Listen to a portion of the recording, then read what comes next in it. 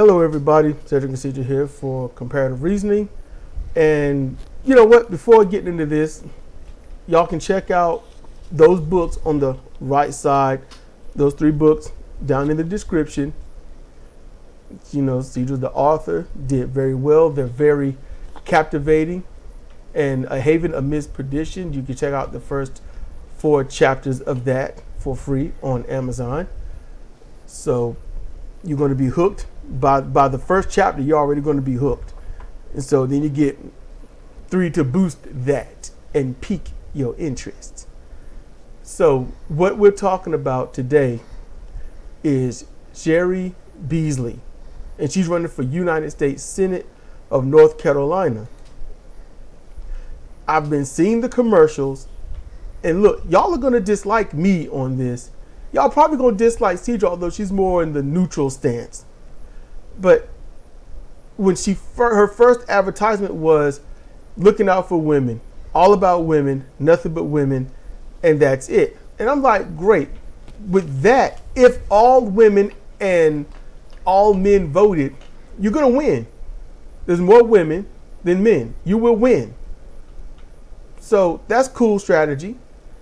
But the problem is there was nothing about everybody. And when I first spoke to Sidra about that ad, I was like, right now I know that I mean nothing to Beasley because I'm a dude. And so it wasn't maybe 2 weeks afterwards, Cheri Beasley put out a new ad where she's not necessarily talking about women, but she's certainly talking about everybody. And she's going to go to the Senate and fight for North Carolina, yada, yada, yada. Okay. Now, I couldn't stop seeing her ads, no matter what. It was tiresome. I was annoyed, frustrated, because I got bad vibes about her. Very bad vibes. And then it started. The phone messages. Donate. Not one so far has asked for a vote. It's give me money. And I'm thinking, you want me to give you money, but you won't give me a modicum of your time if I want to call and talk to you. Because, you know, busy. So after some time, I'm like, you're a Democrat. By default, Democrats are going to vote for you. And that's just the default. You know, blue no matter who. Okay, you black. So you're going to get black people wanting to vote for you. All right. But what about people that are actually listening, actually thinking? And am I saying that most voters aren't thinking and whatnot? Yes. The majority of voters don't think, don't question. They just vote. I'm going to vote Democrat. I won't vote for anyone else because I don't want to split the vote. If they knew what they were really saying with that don't split the vote, they really hate themselves. If they really understood. And then you've got those that'll say, well, look, you split the vote, yada, yada. Republicans won't split their vote, yada, yada. If you knew the truth, you couldn't split your vote if you tried. But you just have to know the truth. Any case, I'm not going to get on that because that's not what this is about. This is about Cheri Beasley. So, it says, let's send a fighter to the Senate. This is CheriBeasley.com. And I read this and I thought, I'm not impressed. It's not about, how can I say this? Impressed is the wrong word. And I'm going straight up and say it's the wrong word. There's nothing that says I need to vote for you. Cheri Beasley is a mom, former public defender, judge, and the first black woman to serve as Chief Justice of the North Carolina Supreme Court. I'm like, and? Literally, and? There are lots of senators and whatnot that are moms. Okay, you're a former public defender, so going on the reputation of a public defender, you're somebody that's really good at making sure that people get sentenced. That's pretty much. You're somebody that is extremely swamped with files, work, and pressured to get things expedited through. A judge. Not judge mean what? right now, the best of the best judges selected by allegedly the best of the best, our president, Trump at that time, look what they've done. And look what they are doing. That's not a good look. Yeah, but you can't use that as a measuring stick.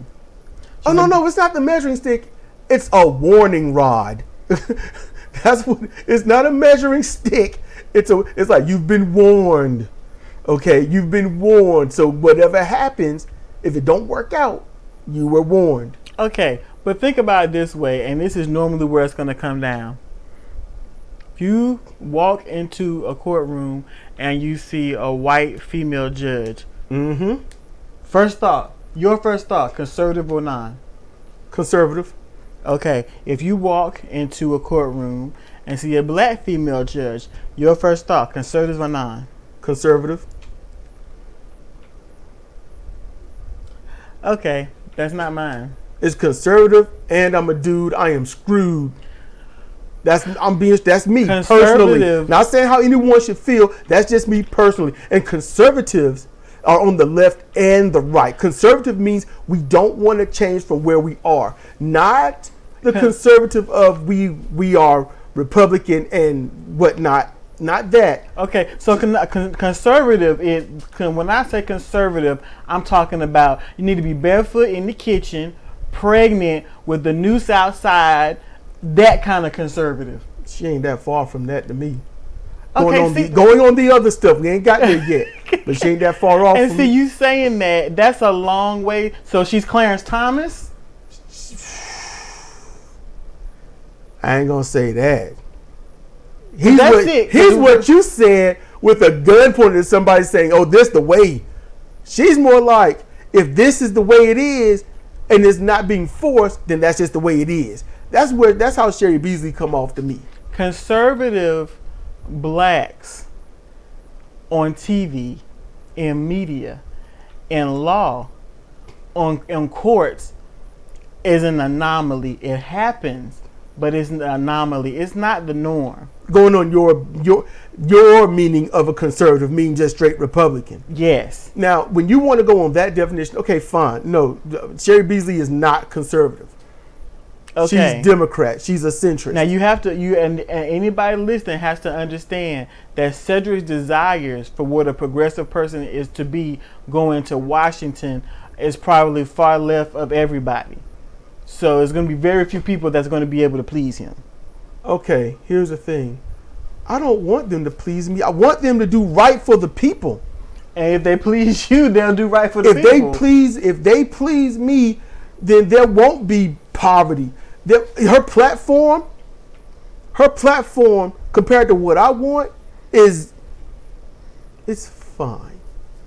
it's I'm not gonna stab you in the throat.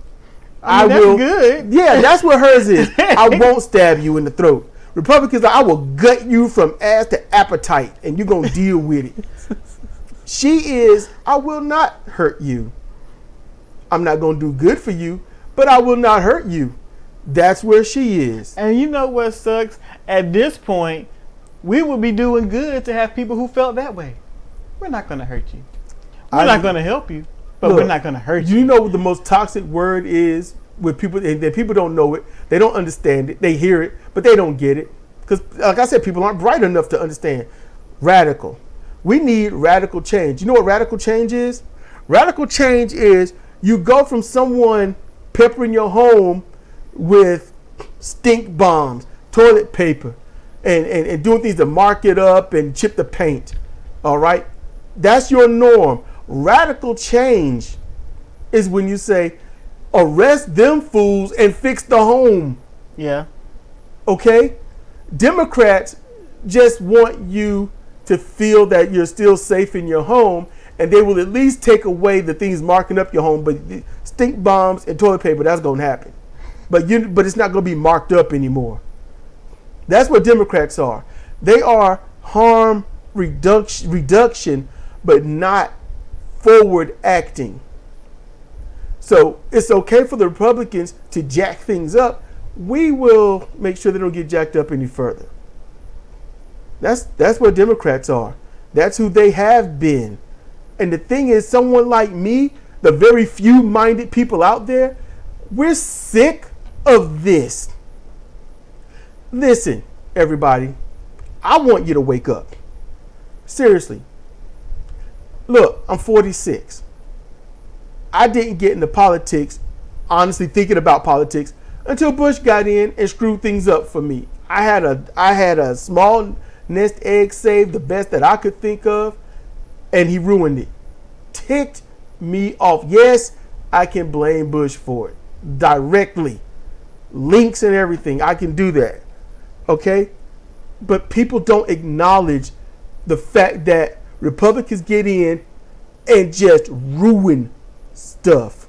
And then the Democrats come in and say, we will stop the ruining, give you a couple of crumbs that you will love, and screw things up a little bit in other places. The Republicans come in and make it worse. Then the Democrats come in and say, we're going to hold it to where they put it. And it goes back and forth. Republicans make it worse. Democrats keep it where it is and give you a few crumbs. And Republicans come in, make it worse. Democrats come in and keep it where it is. As Joe Biden earnestly and honestly said that there will be no fundamental change from how Trump is running things. And y'all voted for that because it's not Trump. That's it. It's not Trump. And I do understand the sentiment. I get it. I really, really get but it. Now, but hold on. Now where are they? They want Trump. They not Trump. They want Biden gone. They want Biden gone, and they can't because everyone has been groomed. Everyone has been. You talk about groomers. Every voter has been groomed. Who you gonna vote for? Ask you, the voter, right now. Who you gonna vote for? And the first person you're gonna say is gonna be either who? Biden or Trump. Nobody else comes in the picture except for some people that might say Ron DeSantis. Hopefully he run. My first thought was vote for who for what? That was what I first thought. That's a good thought. But others don't think that. They just go straight to the presidency.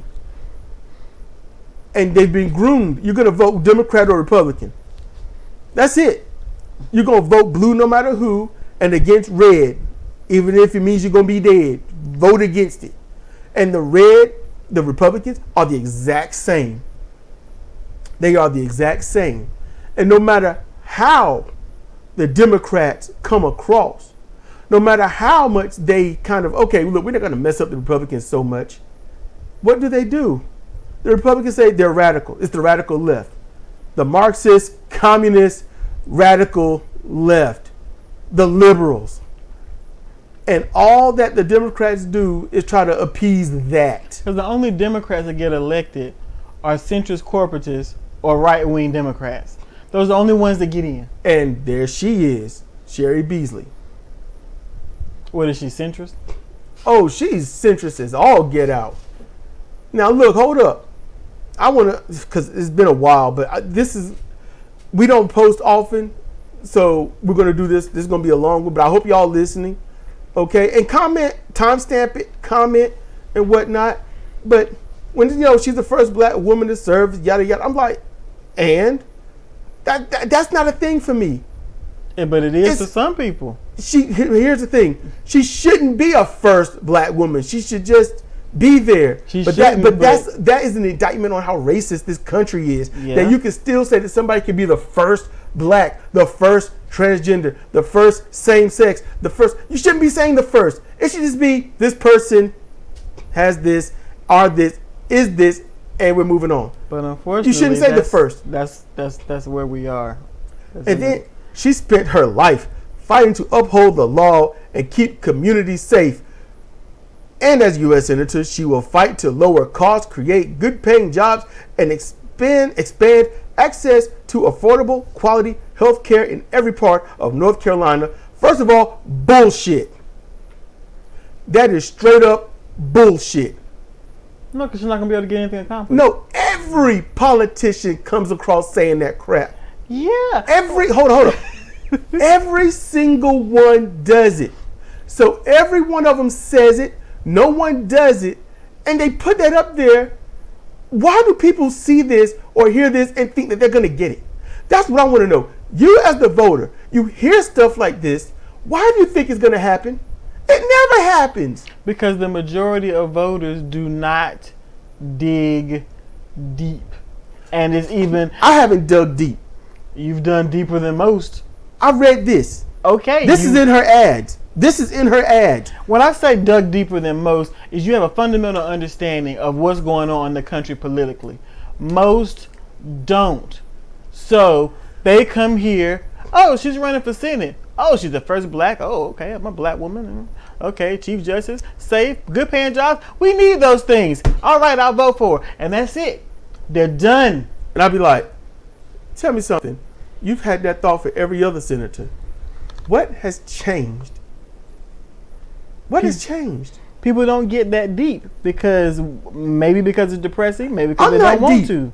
I'm not deep. You keep saying that, Sedrik. Huh? You keep saying that. The whole treading water analogy I gave you a long time ago. And that's still deeper than the average voter because most of the other voters are on the fucking beach. Whoa, that was okay. That slightly blew my mind right there. that you got me right there. That was damn. See, normally I want to take time and digest something like that. Good grief! Wow. And you have to understand, she's going from being in the legal aspects of North Carolina state legislating to U.S. Senate. She has to become a politician. And this is what politicians say. They say what they're, I'm going to do this and I'm going to do that. And we all know they can't go up there and just do it. You know why? Because it's a partnership with the other however many number of senators from the rest of the country are in it for you. And let's just say she really means this. She wakes up in the middle of the night. Save everybody. She wants to go and save everybody. When she gets there, she'll be one of the three wanting to save everybody. And everyone else said, look, you want to play ball, you got to drop them dreams and get along with us. Okay. Like, now what's the point? What was the point of voting for her? You might as well just vote for any old body. Like, look, who'd you vote for? I just circled in who was ever at the top. I don't know, was that Republican or Democrat? And a lot of people do because they are, vote. You got to vote. I voted, so the people are shut up. Who'd you vote for? I don't know. I just circled random stuff in. They said I can only vote for one, so I didn't really look at the names. I just circled bubbles because that's about what's going on. I know how I'm coming across to people. I know how y'all are hearing me, and I know a lot of you are angry and just shaking your heads and whatnot. But here's the thing. If you actually spend time thinking about what's going on, all right, how they come across, what they quote unquote promise, and then not deliver on. You have to agree with me on a lot of this. I want change. I want honest, tangible, forward-thinking, progressive change. And I don't want 5 and 6 generations to be like, yeah, we finally did it. We finally took care of everyone. Yeah, but the rest of the world is on fire. We can't get trade anymore. Well, fine. We're the best exporters of oil anyway. We just dump that on the fires. At least they won't come after us. Yeah, but guess what? We got we got the fight here where it's a racial fight. Yeah, one day we'll overcome that too. And it's like, why? Come on, people. Come on. You know these politicians are bullshit. It takes someone who's not a politician that's going to go in there, hold people accountable, do the right thing. When I say hold people accountable, they say that. People, you'll hear the politicians say that. We're going to hold people accountable. No, they don't. No. Do you want to know how you hold someone accountable? You go in there and you say, listen, I need this for the state. I need this for the country. And then they vote against it. Then you go on your platform. And you say, this senator didn't vote for this because of this. And this one voted against it because of this. You have to put them on blast. Yes, that's how you hold them accountable and say, do not vote for these. You go out there and say, you don't vote for these people. Hey, don't vote for these people because they didn't have your best interest at heart. Hey, you in Kentucky, Tennessee, wherever you are, your representative voted against this. This would have helped you get this, and they voted against it. Joe Manchin, fifth like person in that district, okay? Joe Manchin, why does he keep getting voted for? Why do they keep voting him in? Because he's a Democrat and he's got name recognition. That's it. But outside of that, he has done nothing positive. He has been very Republican. He has not helped a single soul in this country except soul 1 and 2, which is left and right pocket. There should be someone, wherever state Manchin is from, there needs to be someone telling the people of that state, hey, Joe Manchin, your representative voted against this. He voted against this. This is what this would have given you. And your representative voted against it. Therefore, he voted against you doing better, being better, and living better. But nobody does that. If you hold them accountable, and do you know what the vote means for them? Your vote means they stay in power. That means you pay them a lot of money to sit up there and collect money from big donors that they serve, but not you. That's what your vote is. You are political cattle. I'm not going to lie to you. I don't have to lie. They do. They got to tell you stuff like, okay, look, on Cheri Beasley, why I'm running. Okay, I'm running for Senate to be an independent voice who stands up for North Carolina, regardless of the politics. You're lying right there. You lying. First of all, to stand up for North Carolina, who's attacking North Carolina? What part of this country is attacking North Carolina, trying to hold North Carolina down from oppressing people? No, standing up for North Carolina can also mean I am trying to put our interests and make sure that the interests of North Carolina get represented. Not, you big bully, don't whip on my state. What is North Carolina's interest? That I don't know. What are the voters' interests that needs to go to the Senate? Y'all just trying to live your life, have a job, make some money, live your life, have a kid, raise some kids, not be shunned and beat down for the color of your skin or complexion of your color.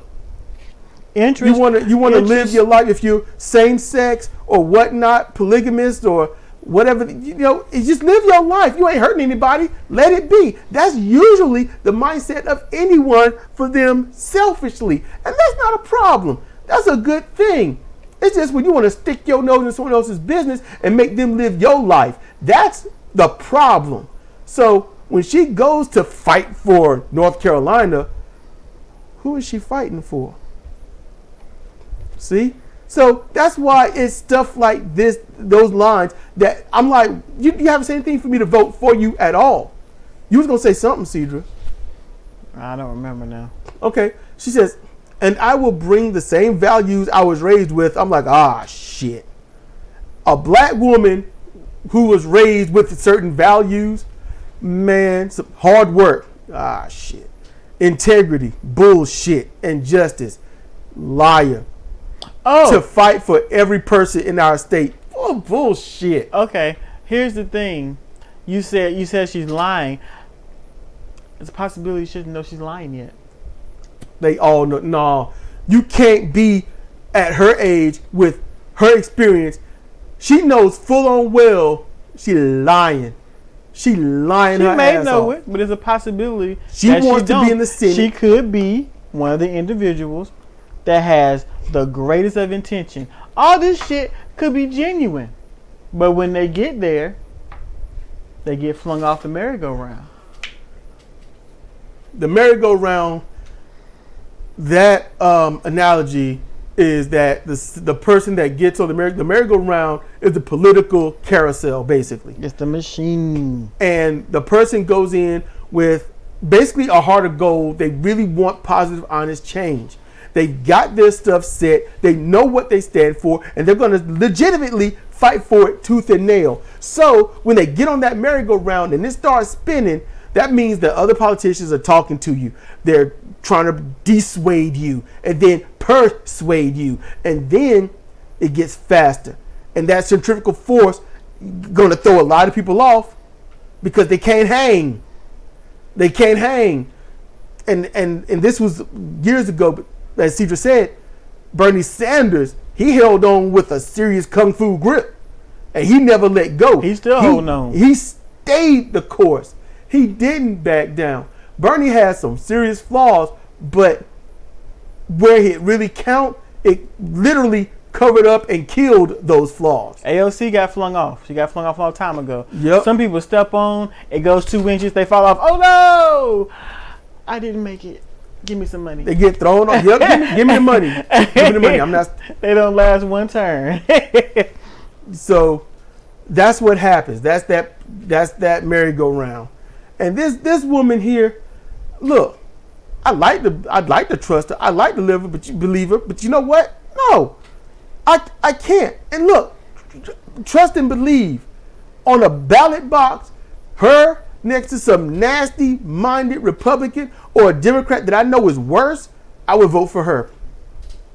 Y'all can trust and believe that. That's just straight up. You know, I would rather vote for someone progressive. I would rather progressives run. You know, they are seen as the enemies of the Democrats. The Democrats and the Republicans will gang up on the progressive.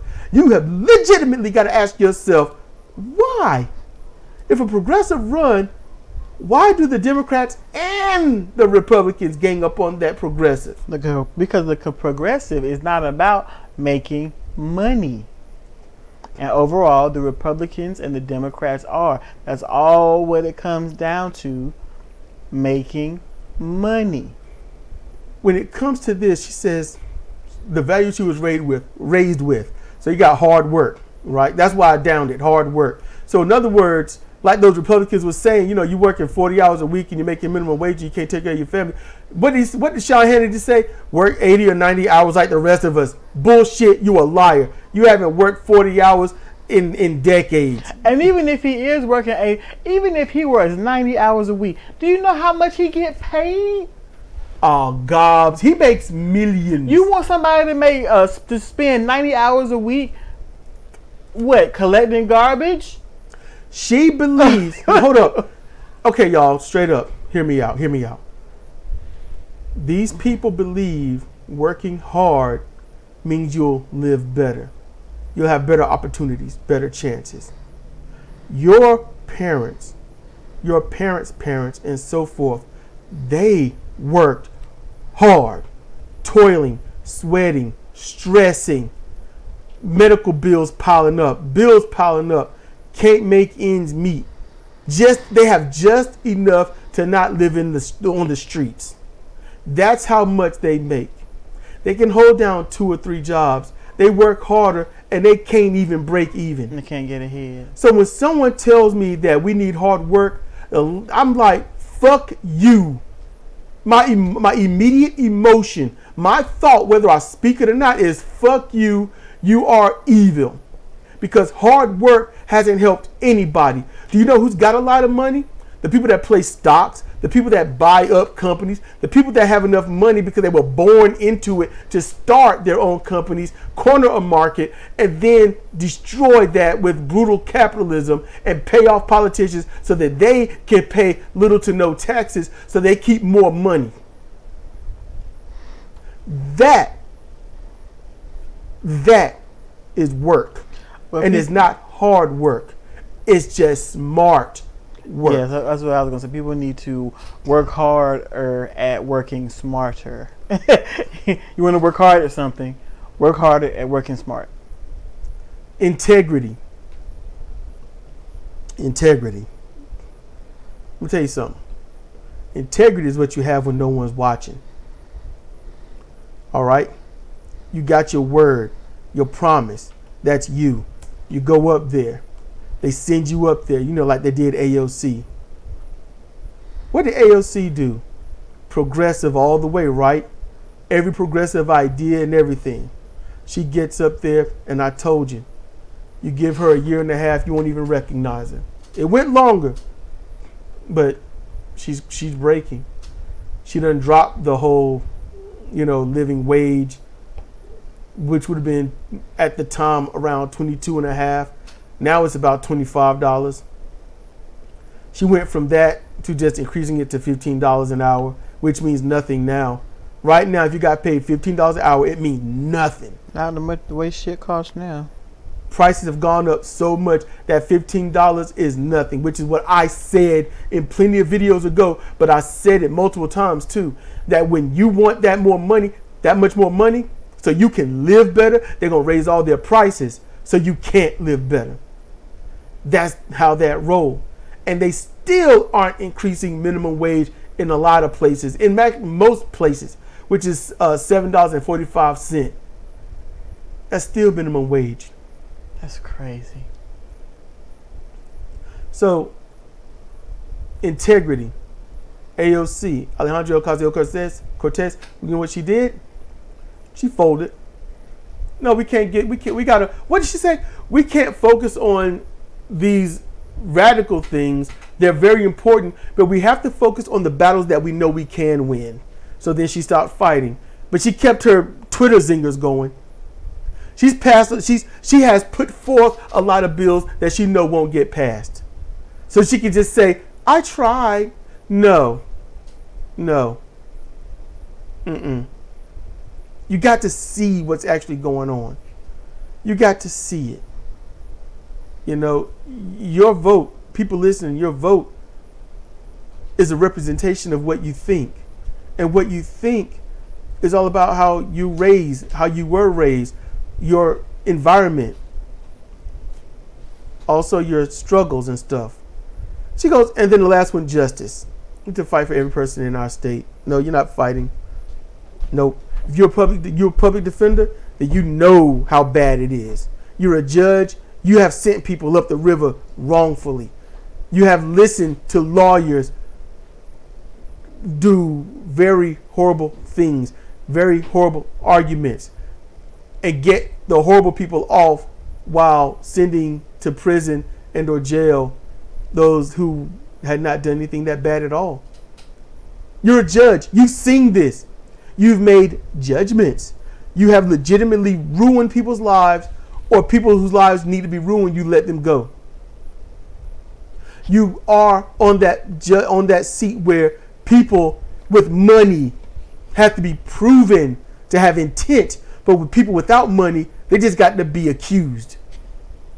You're there. You've been there. So that's something people need to keep in mind. They really need to keep that stuff in mind. And so,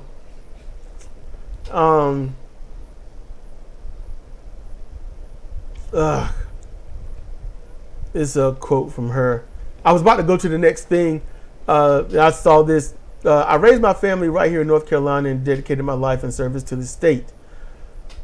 Yeah, you dedicated your life to the state. I mean, just think about that line. Just think about that, y'all.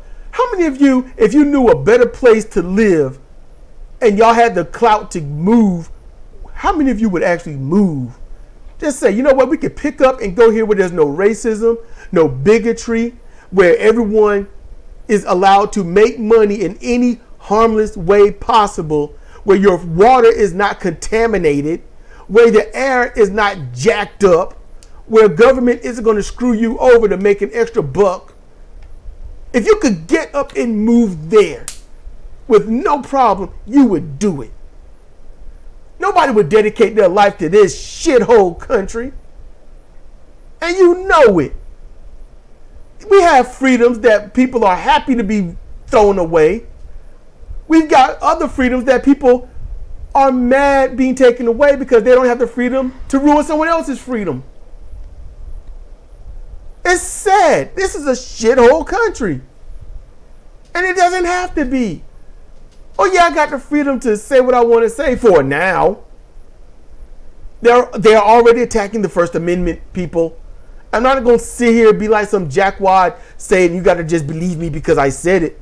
But no, there are multiple sources. There are multiple podcasters letting you know that they are attacking the First Amendment, because the First Amendment, keep in mind, people, the Constitution, the Bill of Rights, your rights and all that you do have, that means the government can't stop it.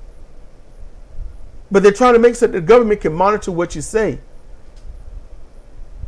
You know, like North Korea. Literally monitor you on your phone, on your computer. You know, monitor what you say. If you say something horrible, they can fine you or imprison you. Well, put you in jail. Everyone likes to go to jail. They say jail because no one can get their goddamn minds out of the 1700s or the 1800s, the Wild West. You go to jail. You be there for a little bit and you get out. No, there are worse places than jail. Jail is jacked up as it is, but there are worse places than jail. You know, you can't just wear paraphernalia that says, I kick rocks and puppies. You know, that makes you a jackwad, but the government shouldn't be able to ban that. You know, they shouldn't be able to come after that, but they're working on it. They took away they done overturned Roe versus Wade. How many people are so happy about that? They wanted it so bad until it happened. They're like, wait a minute. We don't like that. It's like, but you wanted it until now. You wanted to own the libs. Then you realize, wait a minute, most Republicans are the ones getting the abortions. You know, for their side pieces. The majority are Republicans. They're like, wait a minute. And look, check this out. You're a female, right? And some rich dude is using you, using your body. Hey, you know, I'm paying you this much. I suggest you get with the program. You get pregnant. Just think about how much child support you can get from that person. Mm-hmm. You know, they want to take the ability to get, you know, to stop a pregnancy. All right. Take away their ability to keep all that money. It sucks. A child should be a life that you raise and nourish and nurture and be positive, the best that one can be. But it should never be a paycheck. But that's what they turned it into. A paycheck. You know, so let's see. I know that families in our state are struggling and Washington is not helping. Yet you want to go there and aid in the not helping. Because let's keep it real, people. Let's keep it real. She wants to go up there, make her BS arguments, knowing that nothing's going to get done because they will listen to her like she will listen to us. This country, you black and you're a woman. That's it. You black and a woman. They ain't gonna listen to you. Like people won't listen to me. I'm black, I'm male, and I come across straightforward, no tact. I don't pamper your little bottoms. I don't make it all nice and neat and sweet. And I don't say things to be all uplifting so you can be happy and walk away so joyful. No, I keep it real. And people don't like people that keep it real. They don't like people that go against their beliefs, their grind. They don't like that. And you know what's jacked up? You don't like me, but I am way more for you than anybody else in that government. And you don't like me. Y'all work that out in your head. So then what Cheri will fight for? Okay. These are some issues. Let's see. Already went through that. Keep courts liable and a mother, twin sons, public servant, first-hand law. Just scroll down to the blue blocks. Yeah, I'm just gonna go there. We're gonna knock these out. So, expanding access to quality, affordable health care. Fuck you already. Fuck you already. In other words, it's not universal health care. She's anti-universal health care by saying that. Expanding access to quality. That was the first toxic term of the progressive movement, where people would say to give you access. It was a toxic term on YouTube when it came to Patreon and others say, yeah, if you do this, you'll get access to something. It was a toxic term. You can have access to it. That don't mean And your access to affordable, it's affordable. You don't need access. It's already accessible. It's affordable. And then why are we still paying for it? We can't afford it. No matter how cheap you make it, we can't afford it. If you still need insurance cards, you can't afford it. It's that simple. If the car breaks down, and you you can go to your dealership, let's say brakes. That's about a $300 job. Or you can go to your local mechanic who is more than qualified than those people and get it done for around $40. Make a choice. You can have the best tires when it comes to new tires, and that's going to run you from somewhere from $300 to $500, maybe even $1,000. Or you can go to some barely used tires and get a full set for about $80. Make a choice. Okay, I'm gonna interject here and break down this statement a lot deeper than you're doing. It says, Cheri believes that whether you live in Chapel Hill or Cherokee, every North Carolinian must have access to quality, affordable health care. Mm-hmm. The locations were chosen explicitly. Yeah. Do you know why? Because she's obviously from one of them. No. Because there are places in North Carolina where if you're sick, you can go to the emergency room and get taken care of. And when you get sent home, there's a plan in place, for your treatment. There are other places that when you go to the emergency room, they'll be like, there ain't nothing we can do. Be like, why is there nothing you can do? They don't give you no reason. They don't explain anything. And people have to drive hours upon hours to get to a trauma center like the one in Chapel Hill to get some actual treatment. Because the local small hospitals in their area are butchers. And that's what they call them. So specifically, I have no idea about other states. Of course I don't. But specifically, access to quality. We know affordable is a pipe dream right now. But access to quality is really important in the state of North Carolina. Because unless you live in a certain triangle, you don't have it. And even then, one of those hospitals has a very high death rate. And they are major hospital. And Cherokee is not in that triangle. No, that's way out at the mountains. Way out in the mountains. That's that mountain area. That mountain. That's Appalachian. Now, I don't know what she can do to fix that by going to the U.S. Senate. I have not seen that connection. But breaking down access to quality, yeah, that's needed. And I'm sure that's needed in a lot of states. And not a desire of the senators there either. Affordable quality. If you are practicing to be a doctor, surgeon, or whatnot, and you are not really doing well, and you keep taking these tests and you eventually pass with a C or a D or whatever the hell they allow you to pass with, that's deadly. And in the fall, when these new doctors and whatnot show up and they're trying to practice, the mortality rate goes through the roof in these clinics and hospitals. And then after that, they start getting confident, but they haven't gotten better. And because they haven't gotten better and they're confident, now they're a doctor, now they're arrogant, now they can't be told by those like highly qualified, trained, and experienced nurses. They can't be told better by those that's been through doctor after doctor and they just brand new. Oh no, I'm not going to listen to you because you're a nurse. And these people keep killing people. And let's take one step beyond that. You could have a whole bunch of quality doctors that aren't narcissistic with God complexes. But if you have to deal with hospital administration, those are the ones that make healing a business. let me tell you how you want to fix hospitals, okay? Take away the waiver.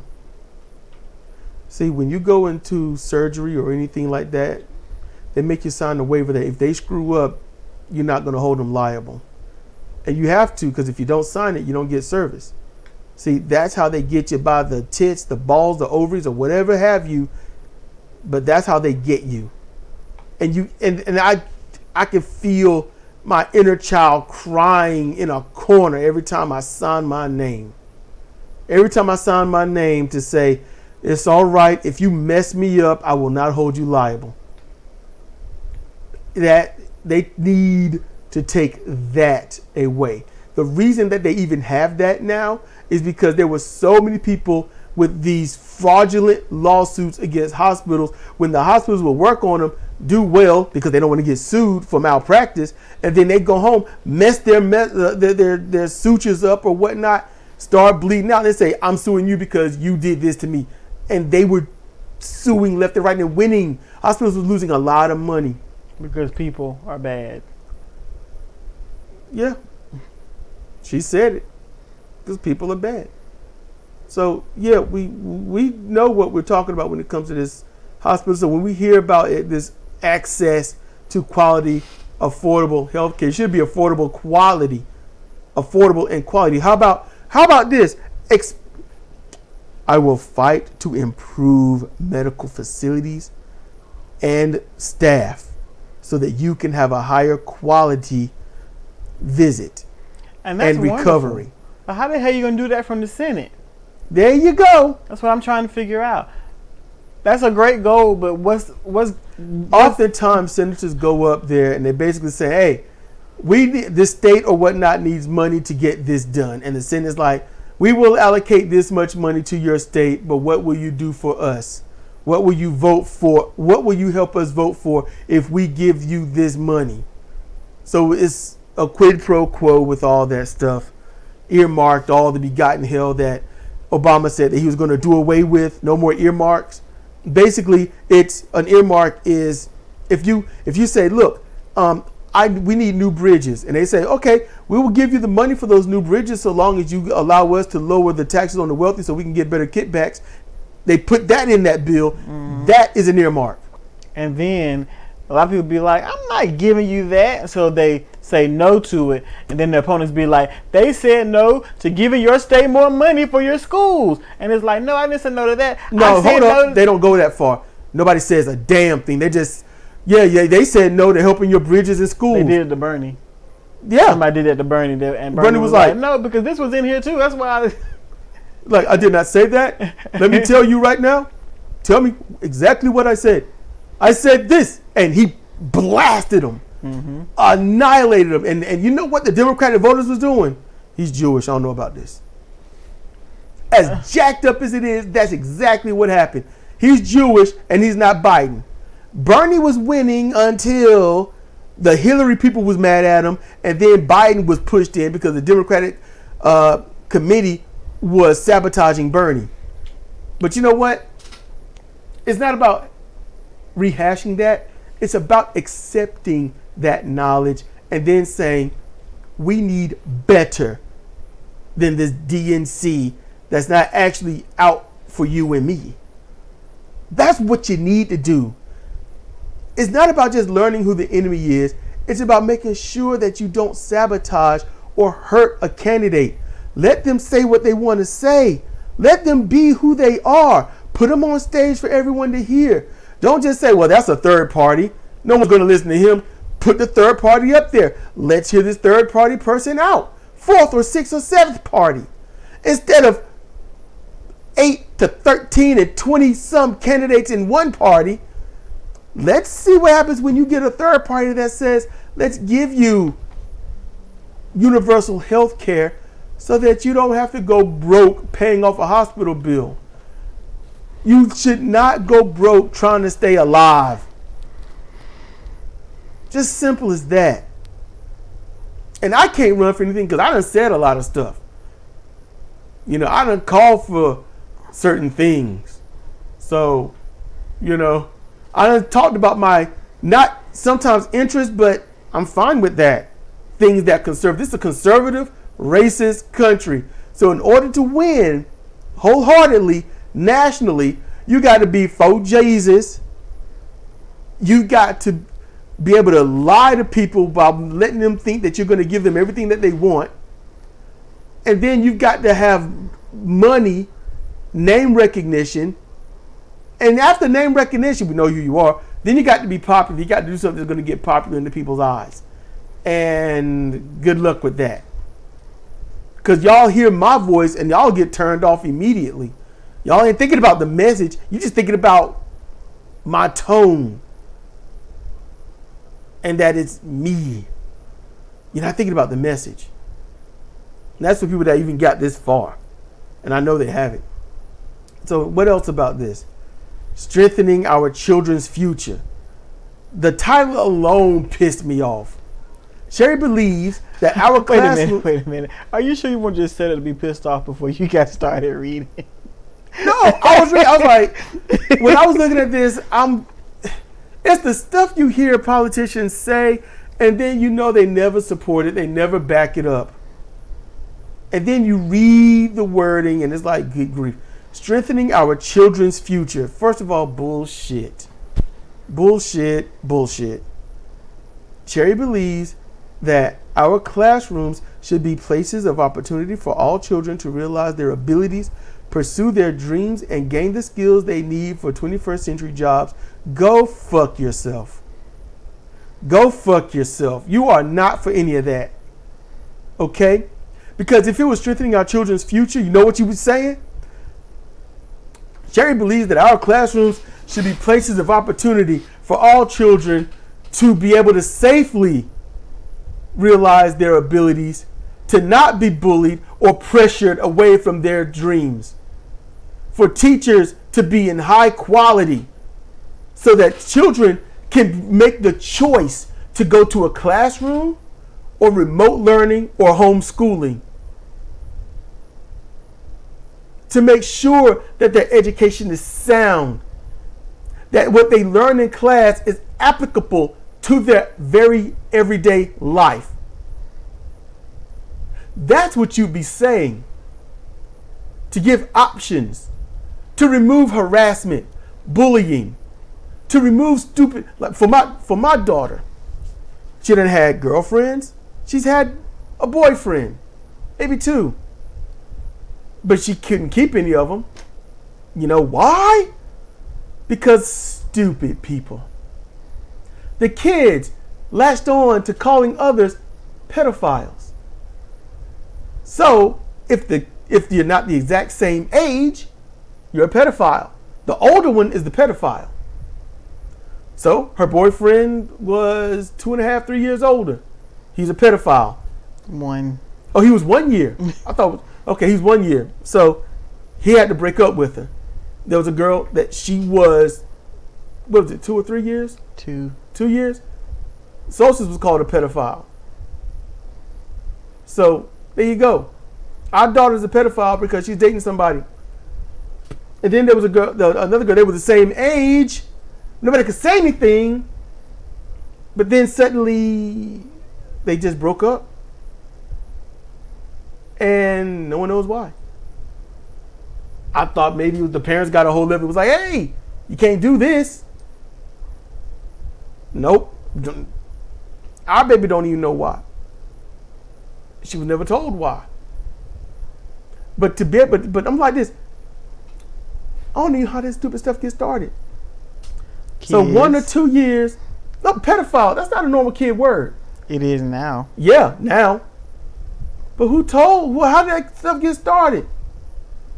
Because I'm like this, as I told her. I said, they calling you a pedophile. They calling your boyfriend a pedophile. Ask every single one of them kids. What's the age difference between your parents? They probably don't know.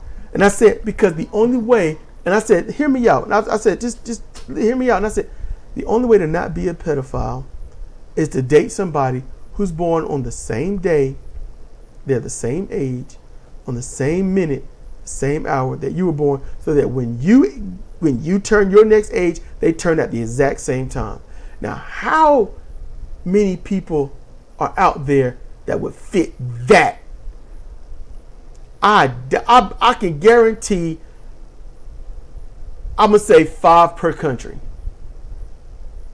Now you got to find those 5. Now we got to get birth certificates and say, okay, my daughter wants to go out dating, so let's do a birth certificate website so that your birth certificate will match up with everyone else's, so that if there's a perfect match, then those are the only ones that you can date.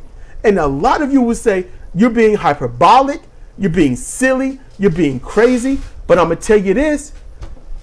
You say that mess until you go through that mess. And the only way to counter the stupid that's going on is to actually be as factual as you can. That's it. You got to be on point and as factual as you can so that no one can claim that you are a pedophile or a pedophile, however you want to say it. It's lunacy. But yeah, that's what it would take. I'm the one that y'all will not listen to. I'm the guy that says vote for third party. Because the Republicans and Democrats aren't giving you anything. Platitudes, cliches. That's it. Platitudes and cliches. So when you're looking at these, have you clicked on the arrows? Yes, and I started reading through, and I was like, what the fuck? I did about 4 of them, and then I just said, you're all full of shit, and I just moved on. Okay. Okay, so I'm going to have to call you on this. Okay, it's fine. Call me. It's a point, counterpoint. Do your thing. Are you saying that because it's just not saying explicitly everything you want to read? I pretty much skimmed through the first paragraph. Cheri believes that our classroom should be a place of opportunity for all children to realize their ability to gain skills, even for 21st century jobs. But far too many North Carolinian children, their zip code determines the quality of their education, yada, yada, yada. Fuck you, okay? I'm going to tell you this. Is that true that your zip code does determine the quality of your education? Yes. Okay. Cheri will fight for the education funding from cradle to career for all of our kids. Every Democrat has said that. Okay, so she supports investing in early childhood education, universal pre-K, and fully funding the Individuals with Disabilities Education Act. Cheri also believes we must invest in our teachers and increase Title I funding to help close gaps between schools. I see you looking at me like that. School districts, and ensure schools are funded fairly and equitably across, good grief, across every zip code in our state. Okay, stop.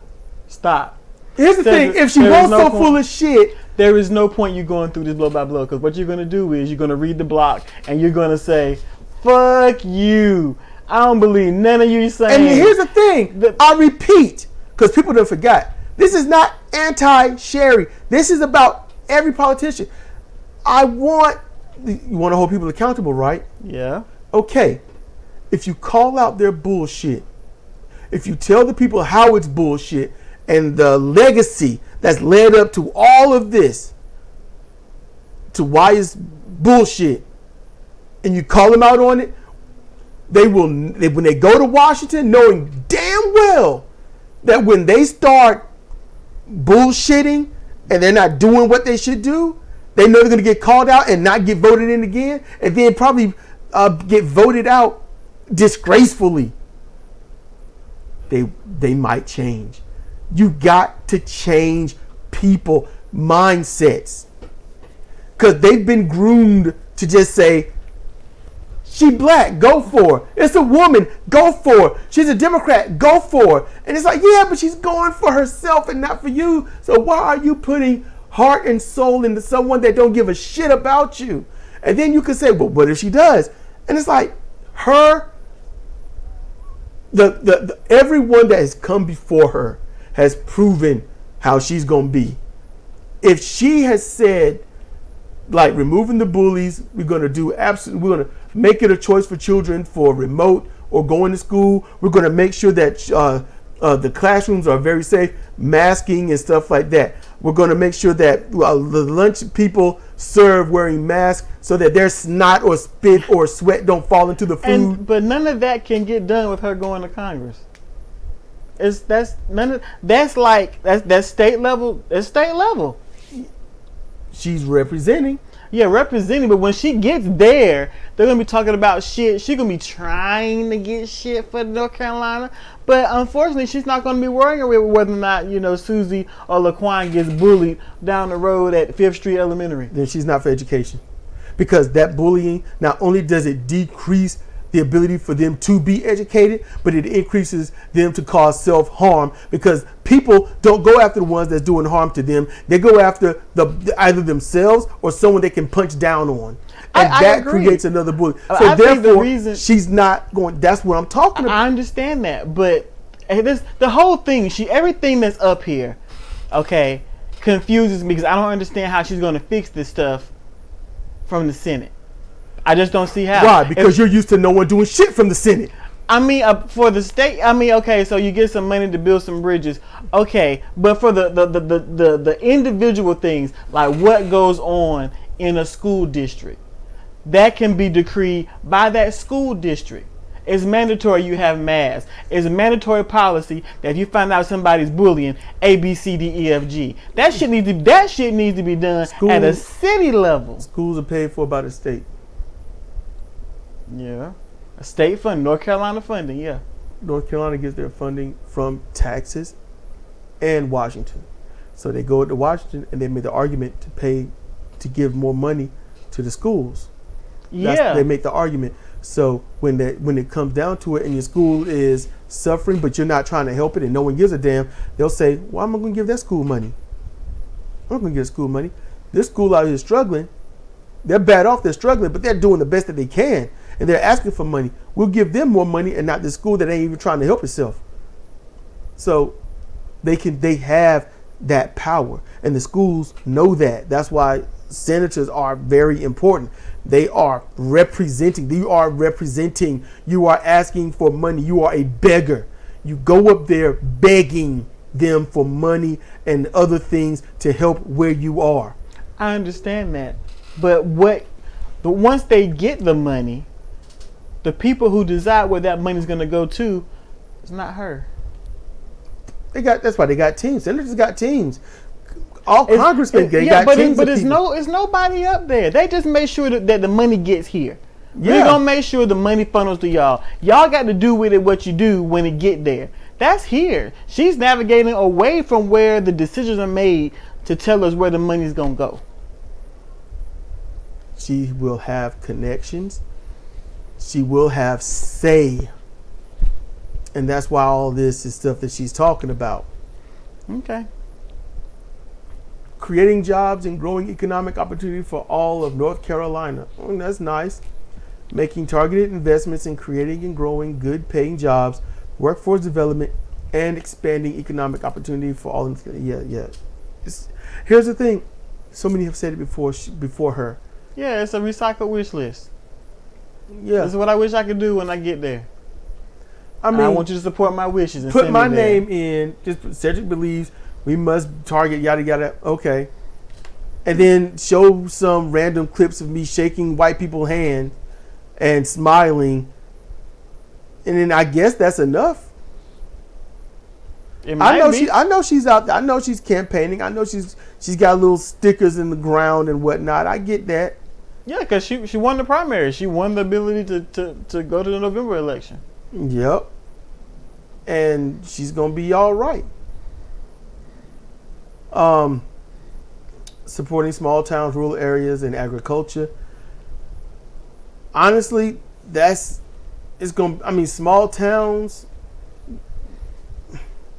The reason towns, every place that is in North Carolina started off as a town. It's just a town, and then later it grew, and they grew into cities. They grew into these large areas, higher than a town, but somewhat not a city. So you got your rural, your suburban, your yada yadas, and all that. But to call it a small town, small towns technically don't need that much support because they normally support themselves. Now, if they can't support themselves, something has drastically gone wrong. Yeah, and that's a problem with small towns. Small towns are having a hard time supporting themselves because there's no one investing in the area. Because you live in a small town, that's great, but people have to have jobs to work in. Like back in the day, you had a small town. While the town there was a mill nearby. You understand what I'm saying? Yeah. But it's not like that. There's no mill. No. There's that's why got retail. That's why there's plenty of retail. That's why when places like Google or Apple or whatever the big organization company is say, hey, we're coming to this place and we're going to start a factory, those areas are excited because it's like, oh man, good paying job. Yep. And then when they realize they get there and all this other stuff, and then while they got the good paying jobs, then they start seeing immediately inside of 2 months other parts of their economy start to crumble. Yeah. And it's like you can't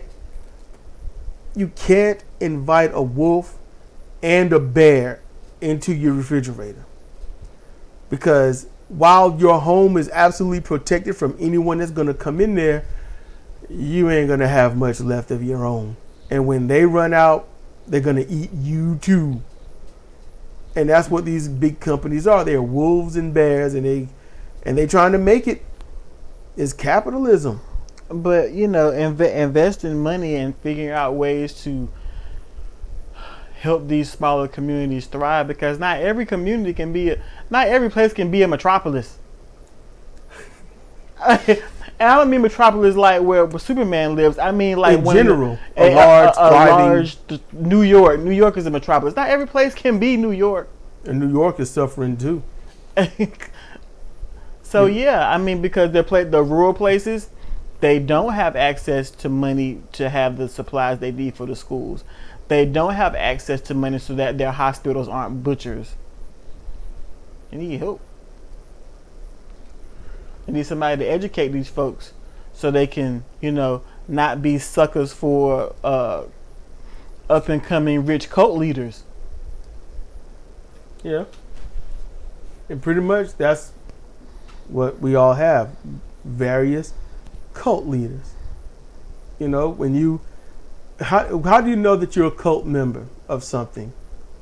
Because that something can't do any wrong. And if they do wrong, you will not speak bad about it. You will not go against it. To alter your entire life for that person and threaten the lives of your family.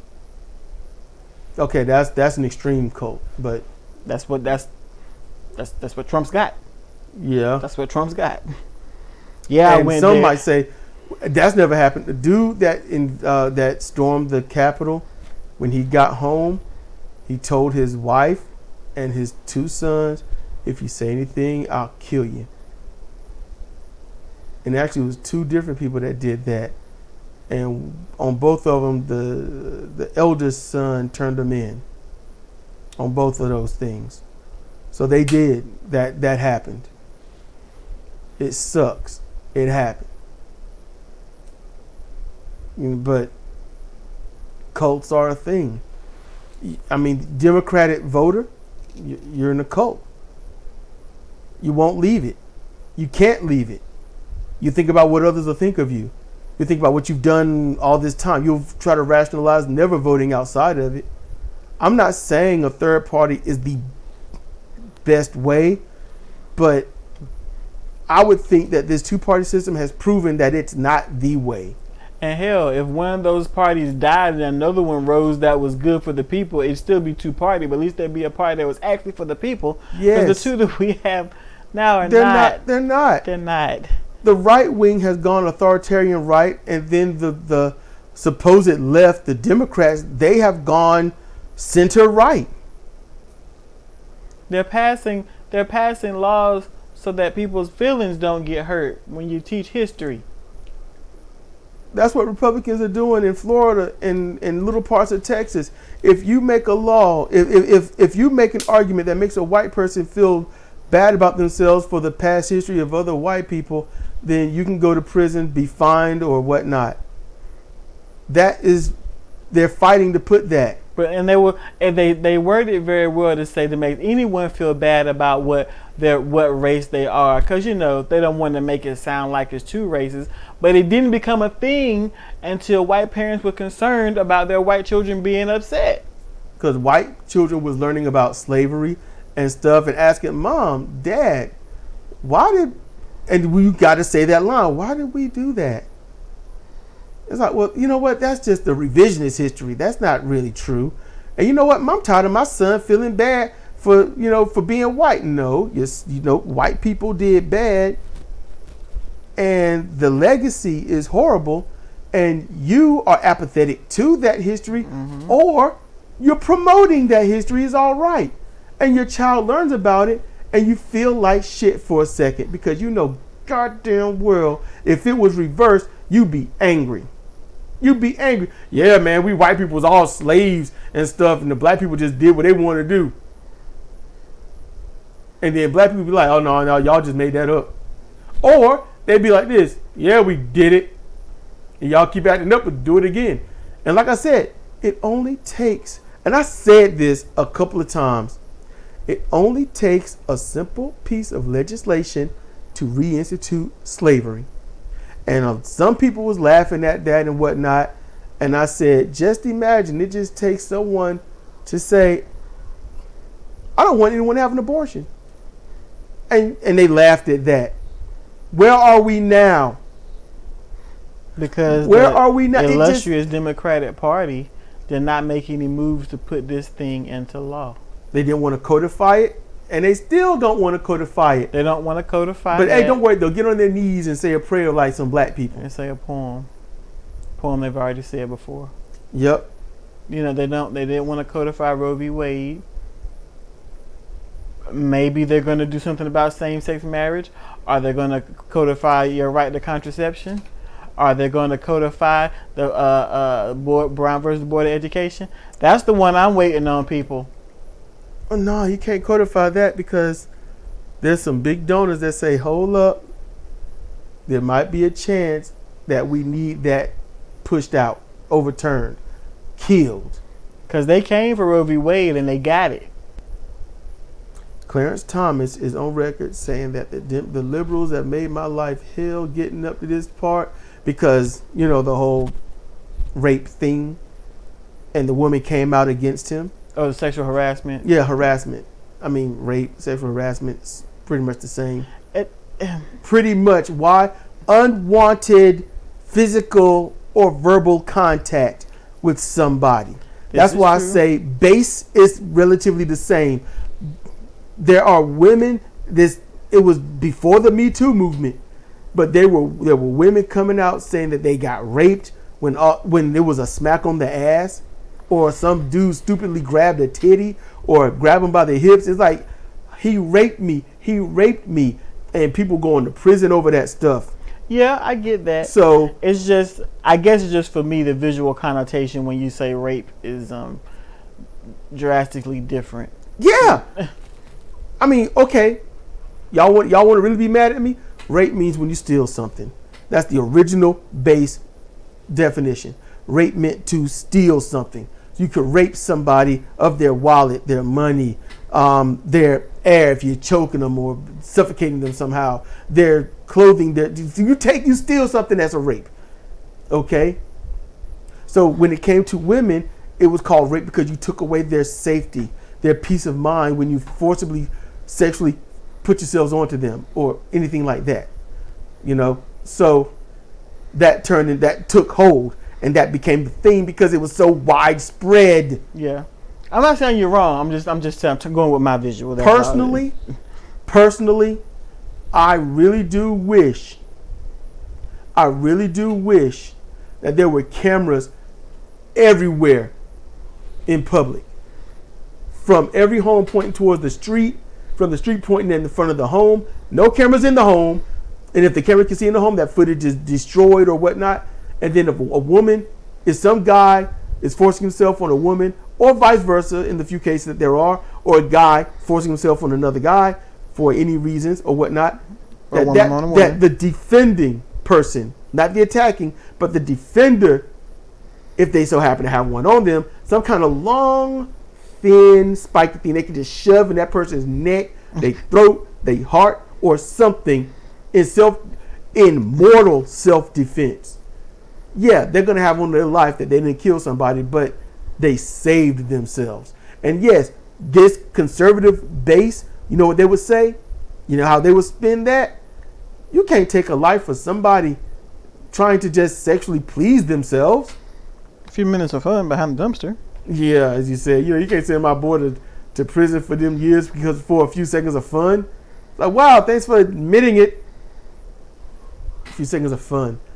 The women weren't even considered in that. That's, yeah. Angering? Yes. Yes. Yes. And it ain't because I have a daughter. I felt this way when I was 18. I felt this way when I was 15. I'm like, if a dude is forcing himself on a woman, why can't she just kill him? He's not going to think that, oh, wow, you got a deadly weapon in your purse or in your pocket or hidden somewhere in your hair, holding your hair together. Pull that thing out, jab it right in their neck, they done. And don't let go, women. Don't let go. You hold on to it, you pull it out. Stab them again. Stab them again and again. Make sure you learn where the carotid artery is. Am I promoting for you to murder people? No, because it won't be murder, it'll be self-defense. They wouldn't be dead or dying if they didn't force themselves onto you. It's that simple, isn't it? Yeah. Isn't it? You leave folks alone, you're more likely to stay alive. Like in the movie Hancock. Do I have permission to touch your body? Yes!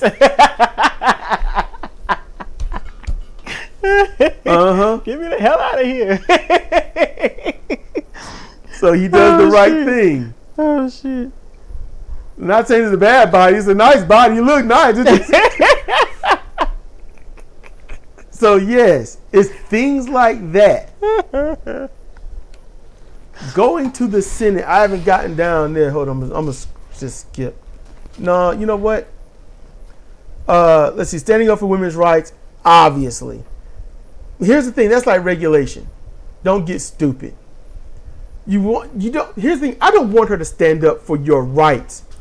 I want her to make sure you get rights and keep them. But I don't want her to give you rights where you will use it to abuse dudes because well, guys been doing it for all these years. You got to be able to stop it. Stop the abuse. Break the chain. Don't become your enemy. Be better. And being better doesn't mean you find a way to put them down and keep them down. It means you're not going to topple them and then make sure that you put boot to neck. It means you find a way to be equal. You are equal. And those guys that are angry with you being equal just so happen to not have a job anymore.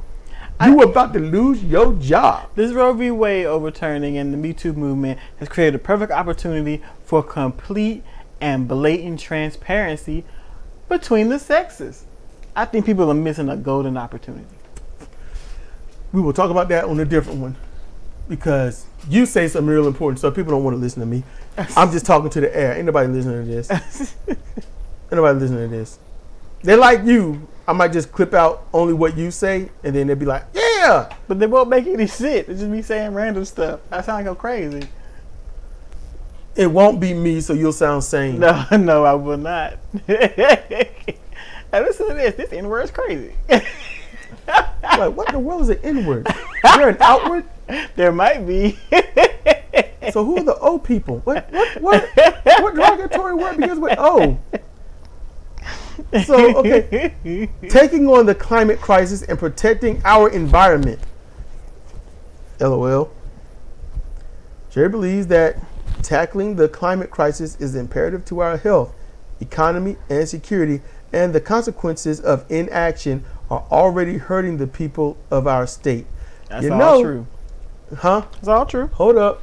I want her to understand that the climate crisis actually affects the planet. There's no way to isolate North Carolina from the climate crisis and make sure that we are all okay and everyone else is screwed. You can't do it. I understand what she's saying. I'm with her on it, but I know she's full of shit. Just keep in mind, y'all, you're sending somebody to the Senate that's full of shit. Now, if she goes up there and she fights for some just straight up bare minimum progressive stuff and call out anyone that goes against it and make sure, say, look, don't vote for that person. They're not for bettering North Carolina. You know, if she's here and she says, I want this, but this mayor, this governor, you know, this congressman, this grand congresswoman, this congressperson is not for it, and calling them out and saying, they don't need your vote. Here's some progressives. They're going to vote for this. You vote for them. I said, well, yeah. I will apologize for everything that I said up here about her. I will apologize, and then I put my face on camera. I'll be on my hands and knees, be like, I'm sorry, man. Wait, I'm sorry, woman. I apologize.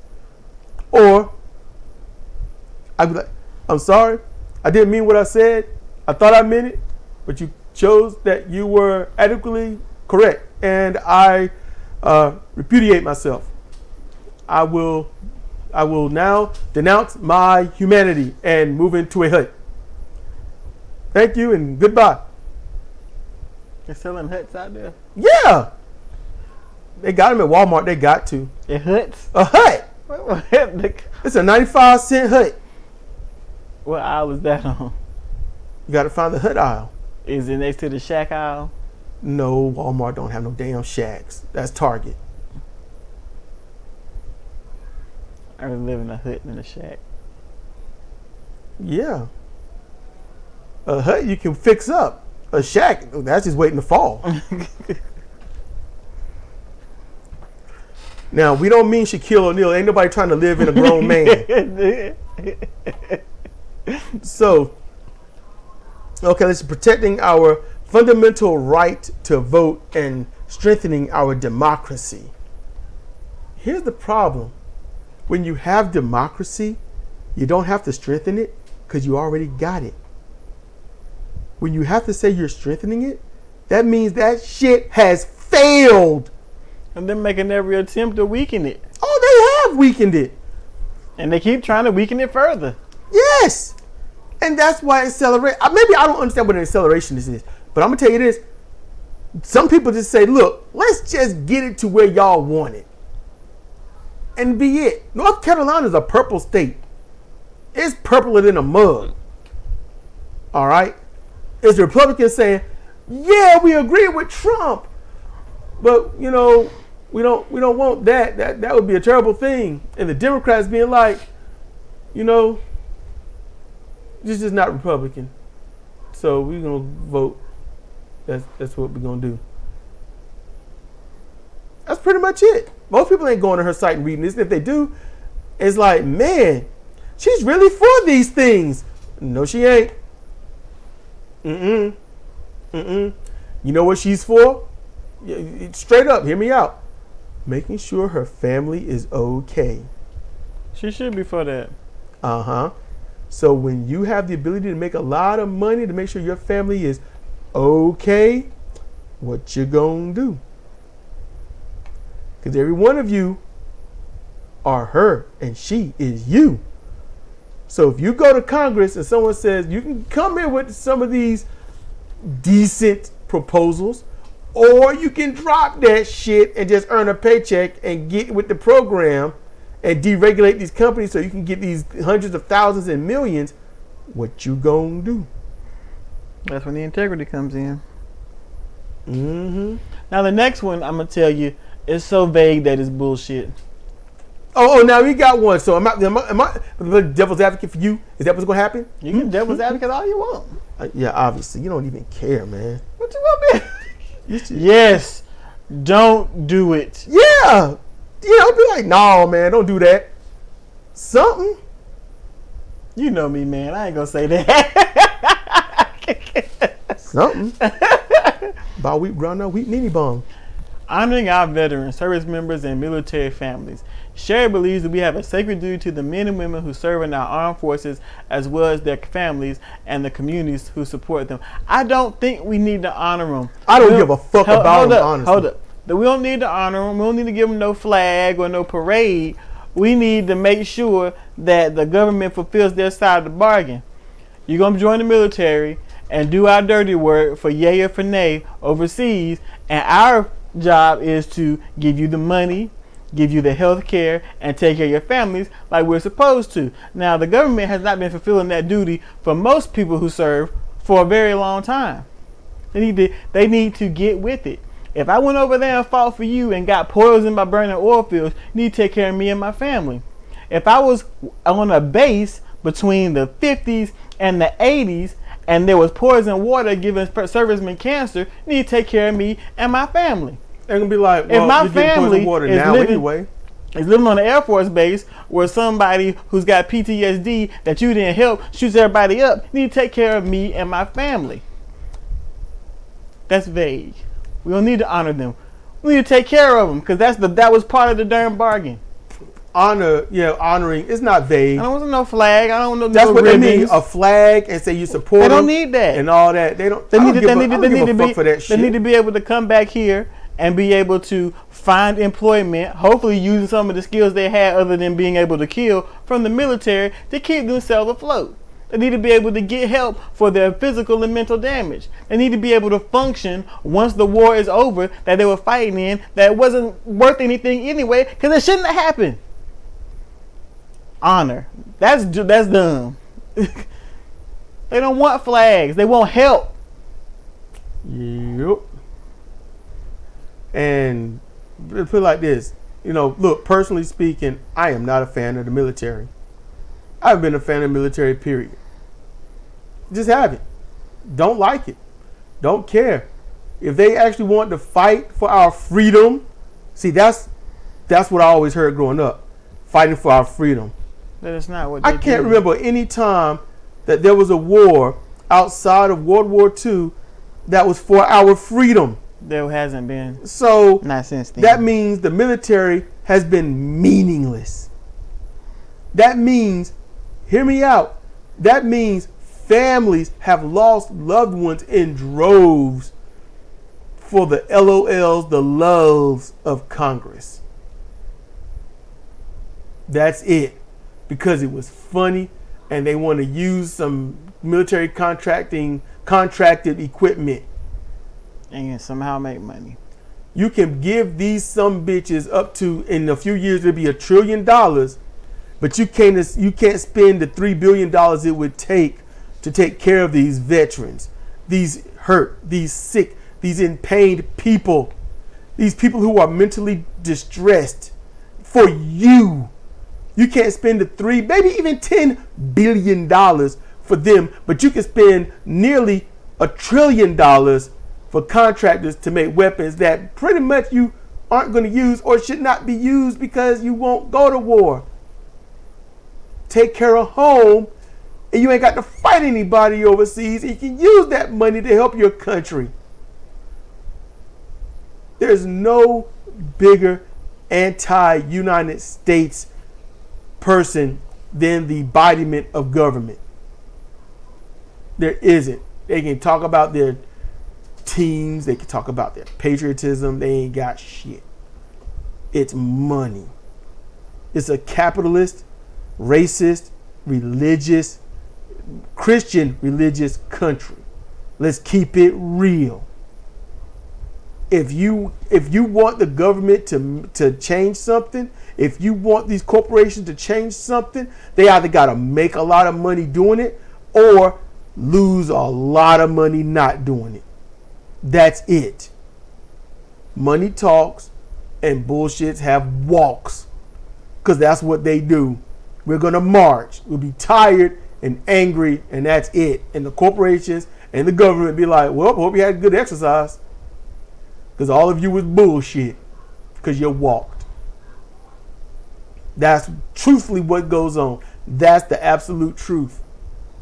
Knowing the truth allows you the ability to learn your power, your vote. Where does it really need to go? Are you worried about splitting the vote? Truly? Truly? I keep going back to voting.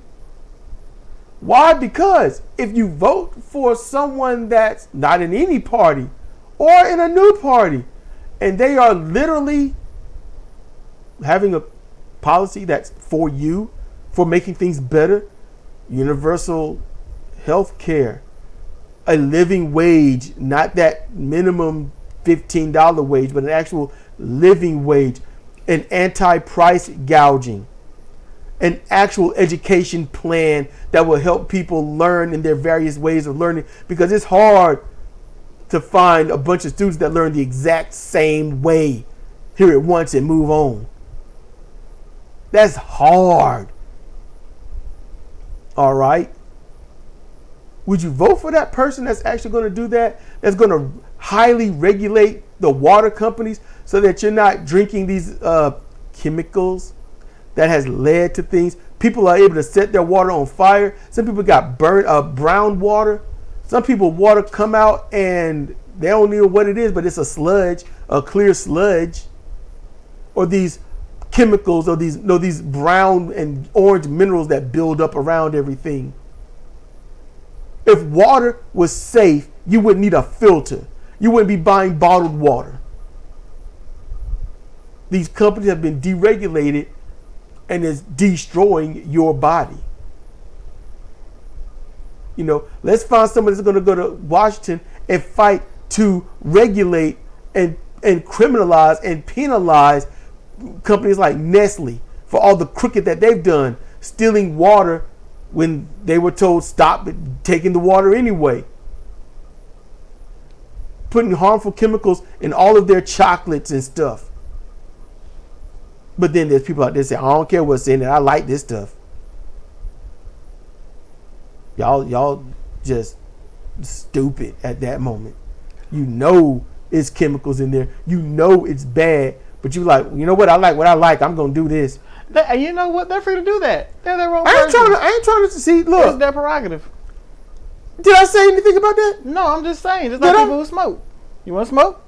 Now you know what smoking does. It's not like they were lying to you. They're up front. Hey, this can kill you. Want to smoke? You say yes? That's on you. Yeah. That's on you. And if you stop buying that Nestle stuff, they're like, why are our stocks dropping? Why are our profits gone down so much? What's happening out there? Well, people are not liking these cancer-causing chemicals that are in there, and these forever phosphates and stuff. I mean, they're not really needed in there anyway, but we put them in there. Like, well, I guess take them out then. Yeah, right? Just saying. Some solutions are so simple it's scary. Yeah. You know, don't put in what's not needed. It's that simple. But y'all ain't going to do anything about it, so they're going to do what they do. And if y'all do something about it, well, then you'll see change. So, let's see. Keeping North Carolina communities safe. How you going to do that? I don't know. Cheri believes that everyone deserves to feel safe in their homes, communities, houses of worship, schools, and workplace. That's so vague. I mean, so how are they going to feel safe? You're going to tackle the racism? You're going to tackle the gun problem? You're going to tackle the police? You're going to tackle high cost of housing, low wages, where you may not be able to afford to stay in a home? How are you going to tackle this very vague thing? I'm going to read all this and let's see how it goes. Because you can click on these and go in depth. I didn't read, like I said, this is the area that I didn't read. But yeah, that's so vague, right? Yeah. So Cheri believes that everyone deserves to feel safe in their homes, communities, house worship. Okay, but in too many communities across North Carolina and our country, finally our country, bonds of trust between law enforcement and the communities they are sworn to serve are broken. Oh, okay. Really? As a public defender, as a judge, and then as Chief Justice, Cheri has worked to protect the safety of North Carolina's families and make the system fairer, more fair, equitable, and transparent. That equitable is eating at me. Equitable means that it's the same no matter what color or sex you are. Why not equal? Or anyway. Okay, so because I'm mixing it with another equitable. So, Cheri supports the George Floyd Justice in Policing Act and reforms, including increasing investments in public safety, community policy, policing, racial bias, de-escalation, and crisis intervention training for law enforcement. She also supports investing in resources and alternative first responders like mental health professionals and substance abuse counselors.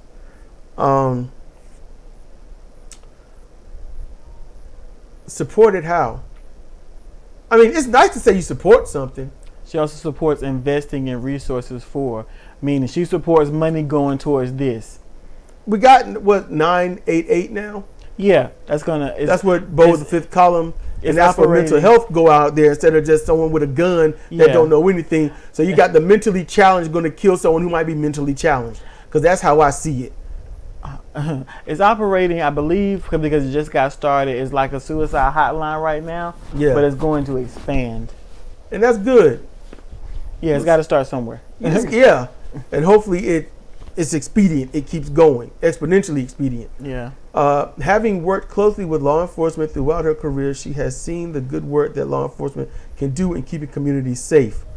Well, yeah, patrolling the minority communities, keeping them safe. Because if the cop is around, you're not going to do your dirt, which is a thing, but then you're afraid to go out because the cops will kill you. Let's see. She knows we must have comprehensive reforms that establish accountability, increase transparency, and put more resources in public safety, not less. Didn't say anything there. Okay, Cheri also believes that we must keep our children and communities safe by also implementing common sense gun safety measures like universal background checks, encouraging safe storage, and closing loopholes to prevent domestic abusers and those with mental health issues from being able to obtain a gun. We must also do more to stop the plague of massacres across our communities by keeping combat-style weapons and high-capacity magazines off our streets and away from our schools. And I'm going to tell you this straight up. I like that. I like this, but I just don't trust her to do anything. That's just me personally. But this is good. This is something I would support her with right here. This is what I would vote for. I just don't trust her. That's really it. I just don't trust her in that. Scroll down. Where were we? Damn it. I'm going to have to hit the back button. Honoring. We are improving housing affordability now. Okay, yep. Housing affordability. LOL. Our home and across the street. LOL. Okay, Cheri believes that home ownership and high quality affordable rental housing are critical to families and individuals' economic security and well-being. Okay. See, I'm going to have to click on this one. The fuck you bring this up? Okay. Cheri believes that home ownership and high quality affordable rental housing are critical to families and individuals' economic. But even before the COVID-19 pandemic is still going on, to let y'all know, and the economic hardship it caused, she done lost me. She lost me. She was in past tense for the pandemic, where in some places in every state that they are almost saying we need to reinstitute the mask mandate. No, she didn't say anything about masks and the economic hardship it caused. Sidra, you're not listening to me. What? No, you're not listening. But even before the COVID-19 pandemic and the economic hardship it caused, past tense. Yeah, I know she's talking about. The fact that she used the pandemic in past tense means that she thinks the shit is over and whatnot. When right now, as I said, there are places in every state where they are thinking about reinstituting the mask mandate. Yeah. So to use past tense on something that is clearly not gone to the point where places are like, we might have to cover up again. I don't like that. That it's dangerous for someone to say, hey, it's safe. Go outside. Did you go outside and get murdered? It's like you just said it was safe. Well, safe for me. That's about what that come off as. Okay. So North Carolinians across our state were struggling to pay their rent and find safe, affordable housing for themselves. Ugh. Widespread shortages of affordable rental homes, yada yada. 10-year average. Ugh. What? Here's the thing. I'm not seeing it here. Cheri supports solutions that focus on building and expanding housing options for some of our most vulnerable, including seniors, low-income families, individuals, and veterans. She believes we must also make investments for repairs and upgrades that make housing safe and energy efficient for expanding climate resilient housing and infrastructure. Well, that's a good thing. We must also expand homelessness prevention programs that provide rent relief with direct payments to landlords and increase pathways to affordable home ownership. She will also fight to end discrimination in the sale, rental, or financing of a home. Good things. You're a dangerous motherfucker, but good things. Those are good things. But here's the thing. Our home, I think, what was it? 78,000? Mm-hmm. And then after taxes and whatnot, it's going to be 125,000, something like that. I don't remember, but yeah. But the current worth is what now? Interest? Yeah, after all the interest. But the current worth is what now that you last? It fluctuates. It seems like, which makes sense. I think the last time I checked, it was like 170,000. So roughly, let's just break it down. 170 to 190,000. Okay. That's this home. Across the street, those homes are what, $320,000? $380,000 is what. Oh shit, $380,000, and they are 2-story, barely any land, and the homes, even though 2-story, they're smaller than ours, and cost 3 times as much. It's stuff like that. It's stuff like that. She didn't mention anything in there about that. Yes, she did. Not going after it, not taking it down, not saying no, this can't happen. Fighting for her beliefs. I don't need somebody going in there with beliefs. Just be honest with you. I don't need someone going anywhere with beliefs.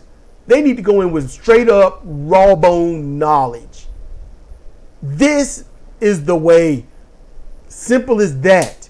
And through information, through understanding, then those ways may have to alter if altering them will improve something, But you go with a belief, no, your belief can be shaken easily. Fixing our immigration system. Cheri believes that America's broken immigration system has been ignored for too long. Instead of playing politics, our leaders must focus on solutions that will fix the system and reflect our American values. What the fuck are American values? You a black woman in this country. All right? What American values are there? What American values? Talk to me. Hook me up. She cannot say what you want her to say. Do you know why? I don't know. I haven't even thought about what I want her to say.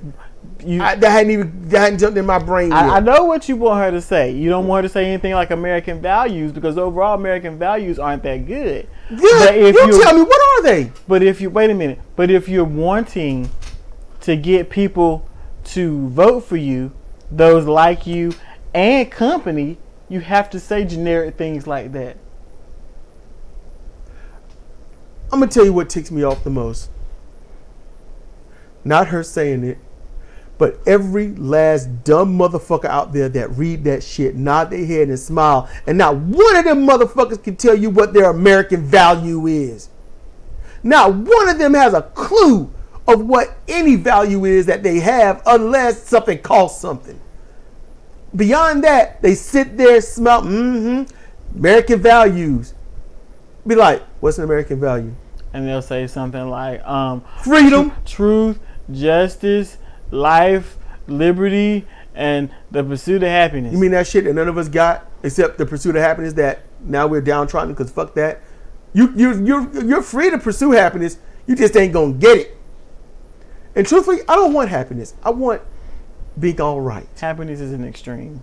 That's an extreme. You can't maintain that extreme. No one can. Have any of you been happy about something? It lasts about a moment. Something happens. Yay! Yes! Oh man, I'm elated. This is great. Imagine holding that for 3 years. That very pinnacle of joy. Imagine holding that for 3 hours. How about holding that for 10 minutes? Be exhausted. You will sleep like a baby that day. No, you're going to die. You dead. I can't tell you the functions that'll happen, but something just tells me you just fall over dead. It's just too much. It's too much. You will not come down from that high. You're just going to fall over. But I want someone that, what is an American value? What is this country valued upon? Because I'm going to tell you, I don't know, we want to talk about, the original settlers killing the natives who saved their lives. I don't know if we should talk about, building presidencies on murdering multiple indigenous tribes and peoples. I don't know if we should talk about instituting slavery like crazy. And then when the natives are like, hey, we got something in common with these slaves. The white man hate us. And then the white man says, hey, if you all screw them over, we will give you all this land and do this stuff. And then once they do a Russia thing and kill them too. Because that's what happened. I don't know what American values. What? Our ability to fight for freedom. The civil rights movement was a fight for, really? Dude got assassinated for just trying to be progressive. A lot of dudes got assassinated for trying to be progressive. And you know what progressive was back then? Stop beating on us. Oh, wait. Let's fast forward to just a few years ago. Stop beating on us and killing us. And what happened? Shut up. The whole George Floyd thing. That's what that was. That's what the protest was. Stop beating on us. Stop killing us. Stop murdering us in the street. And then Americans got angry. Who would the Americans be? Because if I'm correct, news outlets kept saying Americans were angry at the protesters. They kept saying Americans were angry at businesses being overturned in states all over the country when it was just in one. And it was in one county. They burned down the city. Really? What city? You would think if a city was burned down, the whole thing, we would notice. There would be a lot of displaced people. They would have ran like roaches in the daylight if there was fire set to a city. Who are the Americans? Just keeping it real. People don't like people keeping it real because it fucks up their fantasy. But let's read some of this fixing our immigration system. She says all that. Cheri knows that immigrants have strengthened and enriched our country and our state both culturally and economically.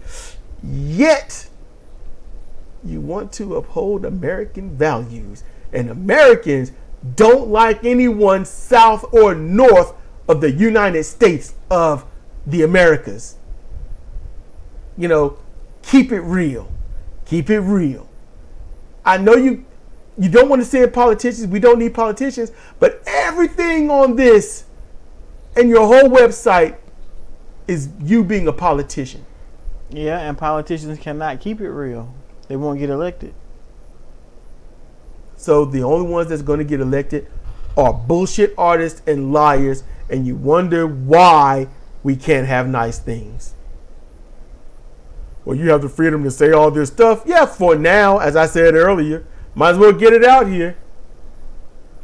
Cheri supports comprehensive immigration reform that provides a pathway to citizenship for undocumented immigrants who are already in our country, invests in securing our borders, treats people with dignity and respect, and ensures safety for everyone.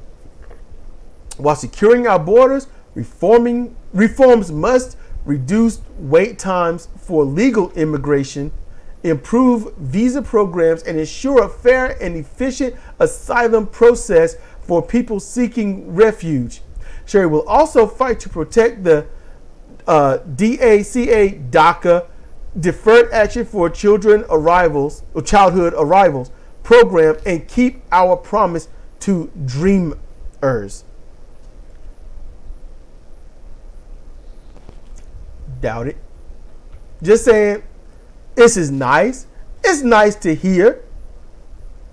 But there are people in far higher levels of government that has said the same thing and ain't done shit. And that's the thing when it comes to these elections. Okay, you either got somebody who's going to say whatever they got to say to get there and then cruise, or you got people who are saying what they actually want to do, and then when they get there, they realize, God damn, I can't get this done. Because, you know, if she could go there and be like, I want this done, and everybody bow down and say, yes, we will get this done, oh, that would be great. But they're supposed to work collectively together to get shit done, and they just don't do that. And that's just what that is. They just don't do that. I would like if Cheri was progressive. I would like if she was going to fight for things that would legitimately improve our lives instead of, well, this is all right and this is kind of, you know, where we are. That's pretty much what she's doing. We just, you know, it's going to be incremental change. We're going to try to uphold promises that should have been kept back in the 90s. I mean, she's living in the 90s. And then, you know, like, I'm going to say 96 to 2000 is about where she is. And she's got some, here's the thing. She's saying things that I like and I'm interested. That's great. But what's the truth? You know, AOC and the squad that the Republicans named them, and then they just took, you know, they've been arrested recently for, you know, withstanding certain things. Arrested? Yeah, it was, you know, I don't know the details. I could try to look something up, but I don't know. You have to do that now. I don't have to do that. No, now? You don't have to. Because I typed in AOC arrested. Let's see, takes AOC what? Fakes being handcuffed after abortion rights protest. Oh, this is from a right-wing thing. I was going to say that. New York Post. It's not far left representative. I'm like, as soon as it started with that, I'm like, you full of shit. I'm not listening to you. Okay, just fact check. AOC was arrested during protest at the Supreme Court. They protesting the overturning of Roe versus Wade. She got arrested. Oh. Okay. And then another MSN. AOC is arrested at Roe versus Wade protest and pretends she's in cuffs. You know what? If she did pretend, I'll be honest with you, it fits. She pretended to be progressive. I think she's just using her platform to burn people. Just to say, honestly, hey. Maybe I'm just not seeing the depth. Okay, she pretended to be in cuffs. Your eggs gonna change in taste? What? Why is it important? Whether it's true or not, I don't know. Why is it important? She pretended to put on a shoe. Okay, so what? I mean, that's kind of where I am. I'm like, so she pretended, and she pretended to be progressive. I don't care about that. Why don't you talk about, you know, pretending to put policies in place? How about that kind of pretending? What does she do when she's out there on the Senate floor? How about that? I don't care. They focus on stupid stuff. Exactly. when I post this, I'm going to certainly put a link to her website and whatnot. To Cheri Beasley. So, yeah. Overall, what's your take on Miss Beasley?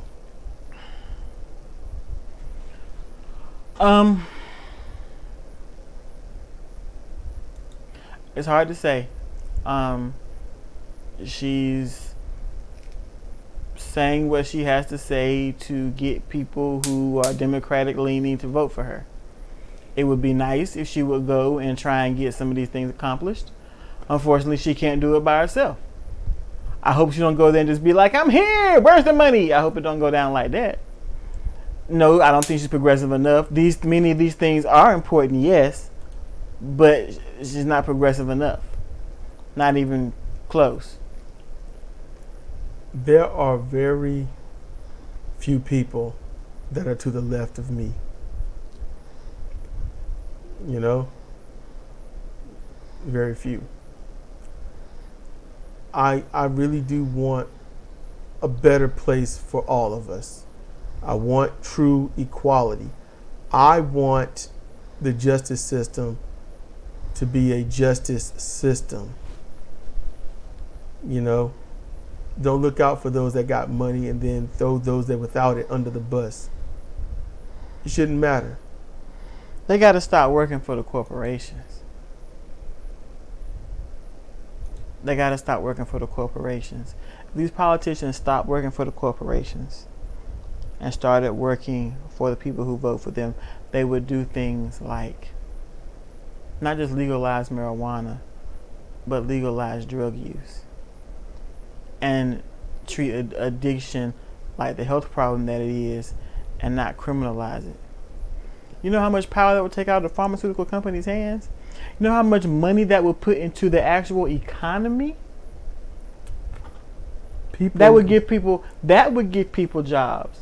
That would give people livable wages. That would give people a place for some people to live, a place they may actually want to work and enjoy. Yeah. Yeah.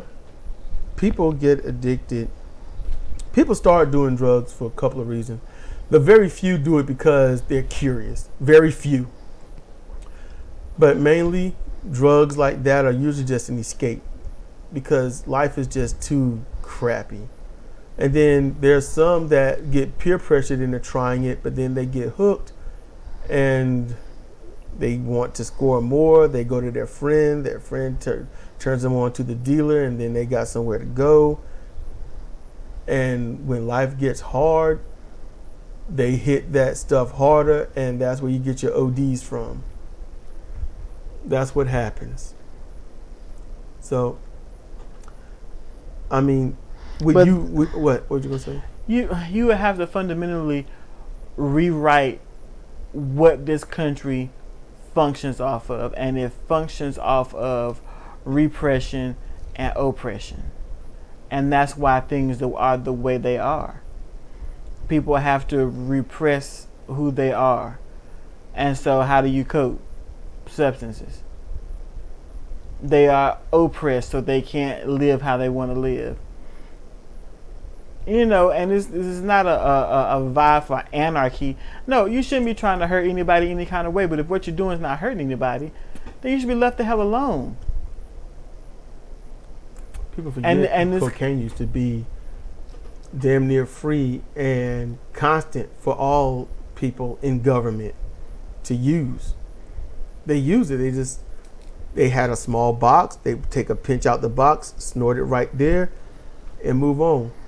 That they don't want to help people. 988 is a step in the right direction, but mental health treatment in this country is abysmal. You want to get mental health treatment in this country, you got to have some money. Or you got to have some insurance. And there's a whole bunch of us that don't have either. You know, and they need help. Can't get it. Tell me, is Cheri Beasley somebody you would vote for? Now,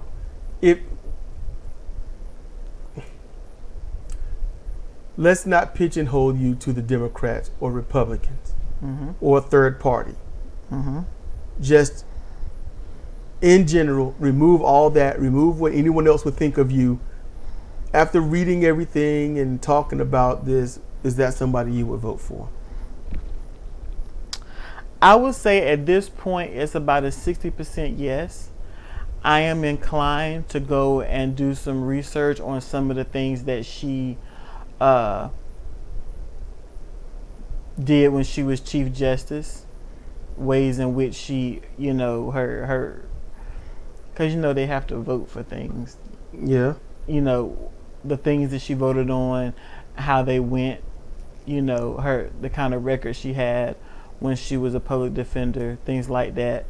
That would push that 60% up or down depending upon what I come across. But yeah, I would. Honestly, I can't even put a percentage. I vote for her if I got no other choice. I got to fill in the circle or the whole ballot would be disqualified. So if I have no other choice, I'd vote for her. I want to vote for somebody that's looking out for the people. No political jargon and none of that crap. No. Straight up, raw bone, this is what I want. And this is what I want to try to do. And if I can't get others to join me, I'm going to call out who's against it. And you can choose if you want to vote for these people or not.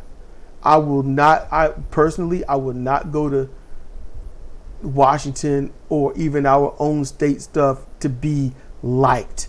My job, my goal is to make sure that the citizens of this state, let alone country, can live a safe life. Like y'all mad about your Second Amendment stuff. I don't give a damn. I don't give a damn. If I tell you that if you are a domestic abuser, man or woman, all right, if you have mental issues, if you are on any psychedelic repressive drugs and stuff that can, for schizophrenia and things like that, you don't get a weapon. You don't get a gun.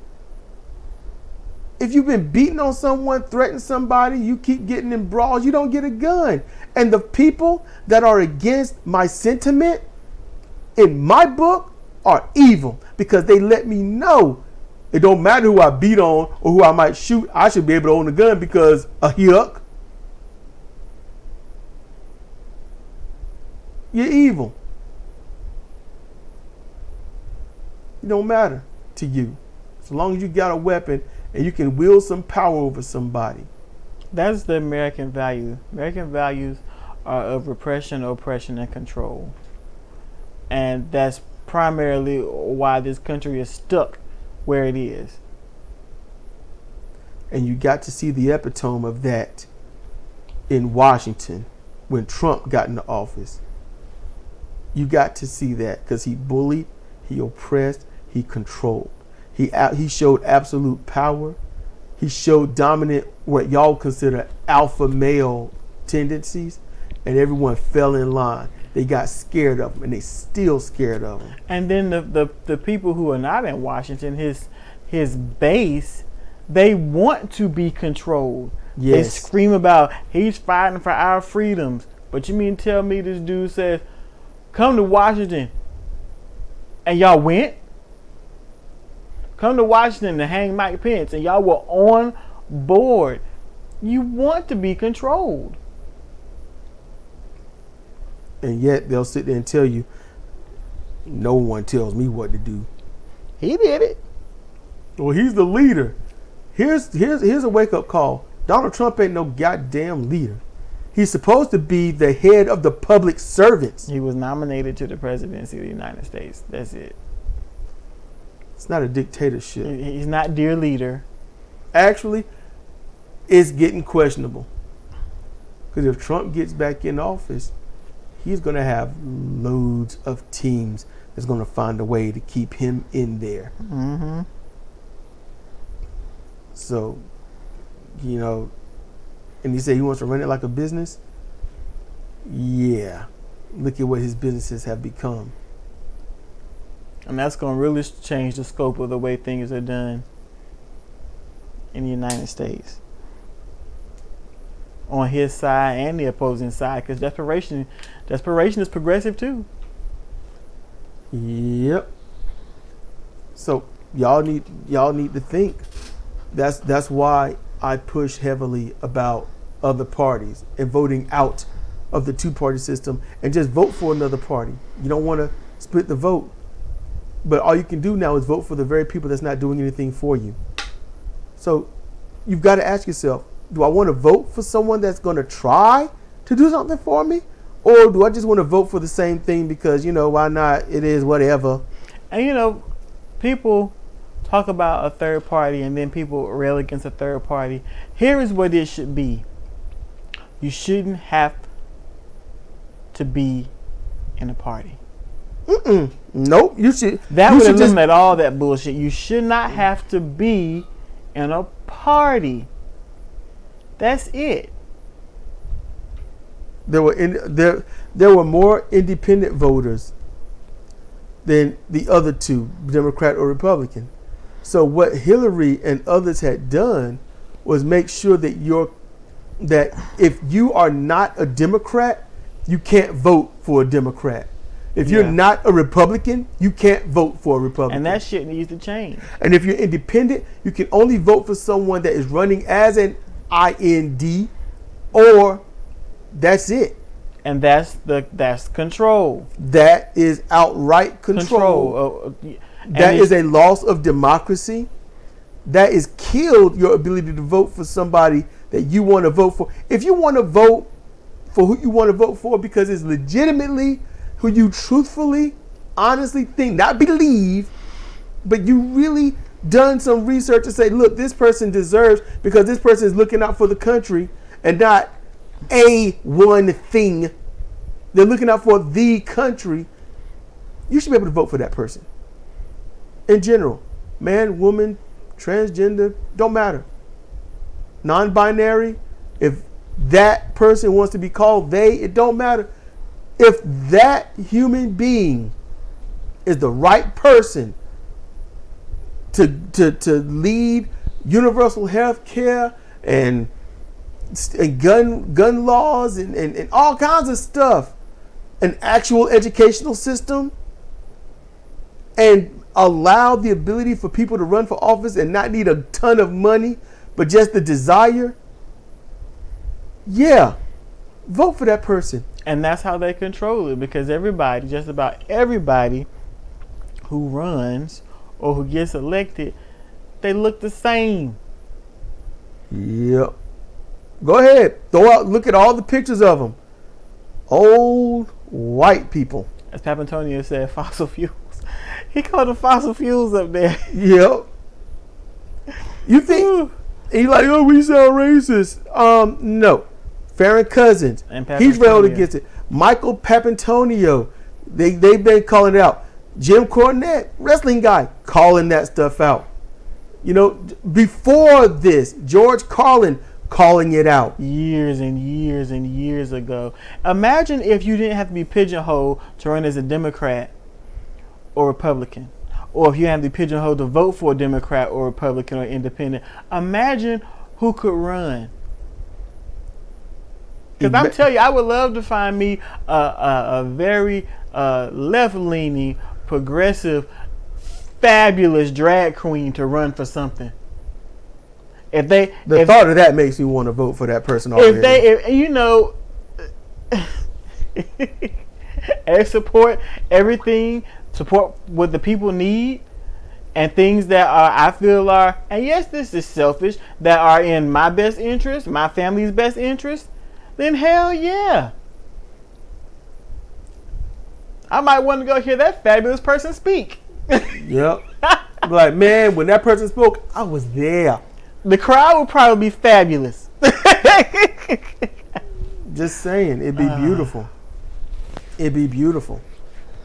So, I just want y'all to know that for anyone that's listened this long and whatnot, is if somebody wants to vote third party or come at you talking about voting third, fourth, fifth, sixth or something party, Just think about it. Instead of the 20-some people on the stage on Republican side and the 10 or so people on the Democrat side, and then they have their tournament and break it down, and then you got the person that's going to be the front runner for either side. Then it comes down to that Republican or that Democrat. Ask yourself, when did you have a choice? Because if your only choice is what they give you, that's not a choice. That's not. They're potato chips, and there are various forms of it, and you can pick either one up. But if all you got are Lay's and whatever else, and then that's it. That's it. You can choose Lay's Or Cape Cod. or Cape Cod. That's it. And then some will say, well, Lay's every time. So Cape Cod. Oh my goodness. Why not Wise? Well, that's a different party. Utz. Nobody's gonna like that. Man. Well, those few like it, but those people are crazy. Utz kettle could be on. No, it don't, because people ain't gonna want that. You don't like chips. What you saying? I'm not a patriot. That's exactly what I'm saying. You're a chipist. Ain't nobody call me a chipist. So, Down with chipism. that's all it is, everybody. I just want you to have a choice. The choice that you have honestly been groomed to not think that you've had. You know, they say beggars can't be choosers. No, there's always a choice. Always. It might not be ideal, but it's there. It's there. Trust and believe. It's there. Knowledge is power. And I just want to give you your power while they are doing everything to take it away from you. So you can dislike me and not listen to me, but I'm the guy that's actually voting for you. So with that said, it's been Sedrik and Sidra for Comparative Reasoning. Thank you for listening if you did this long. Thank you.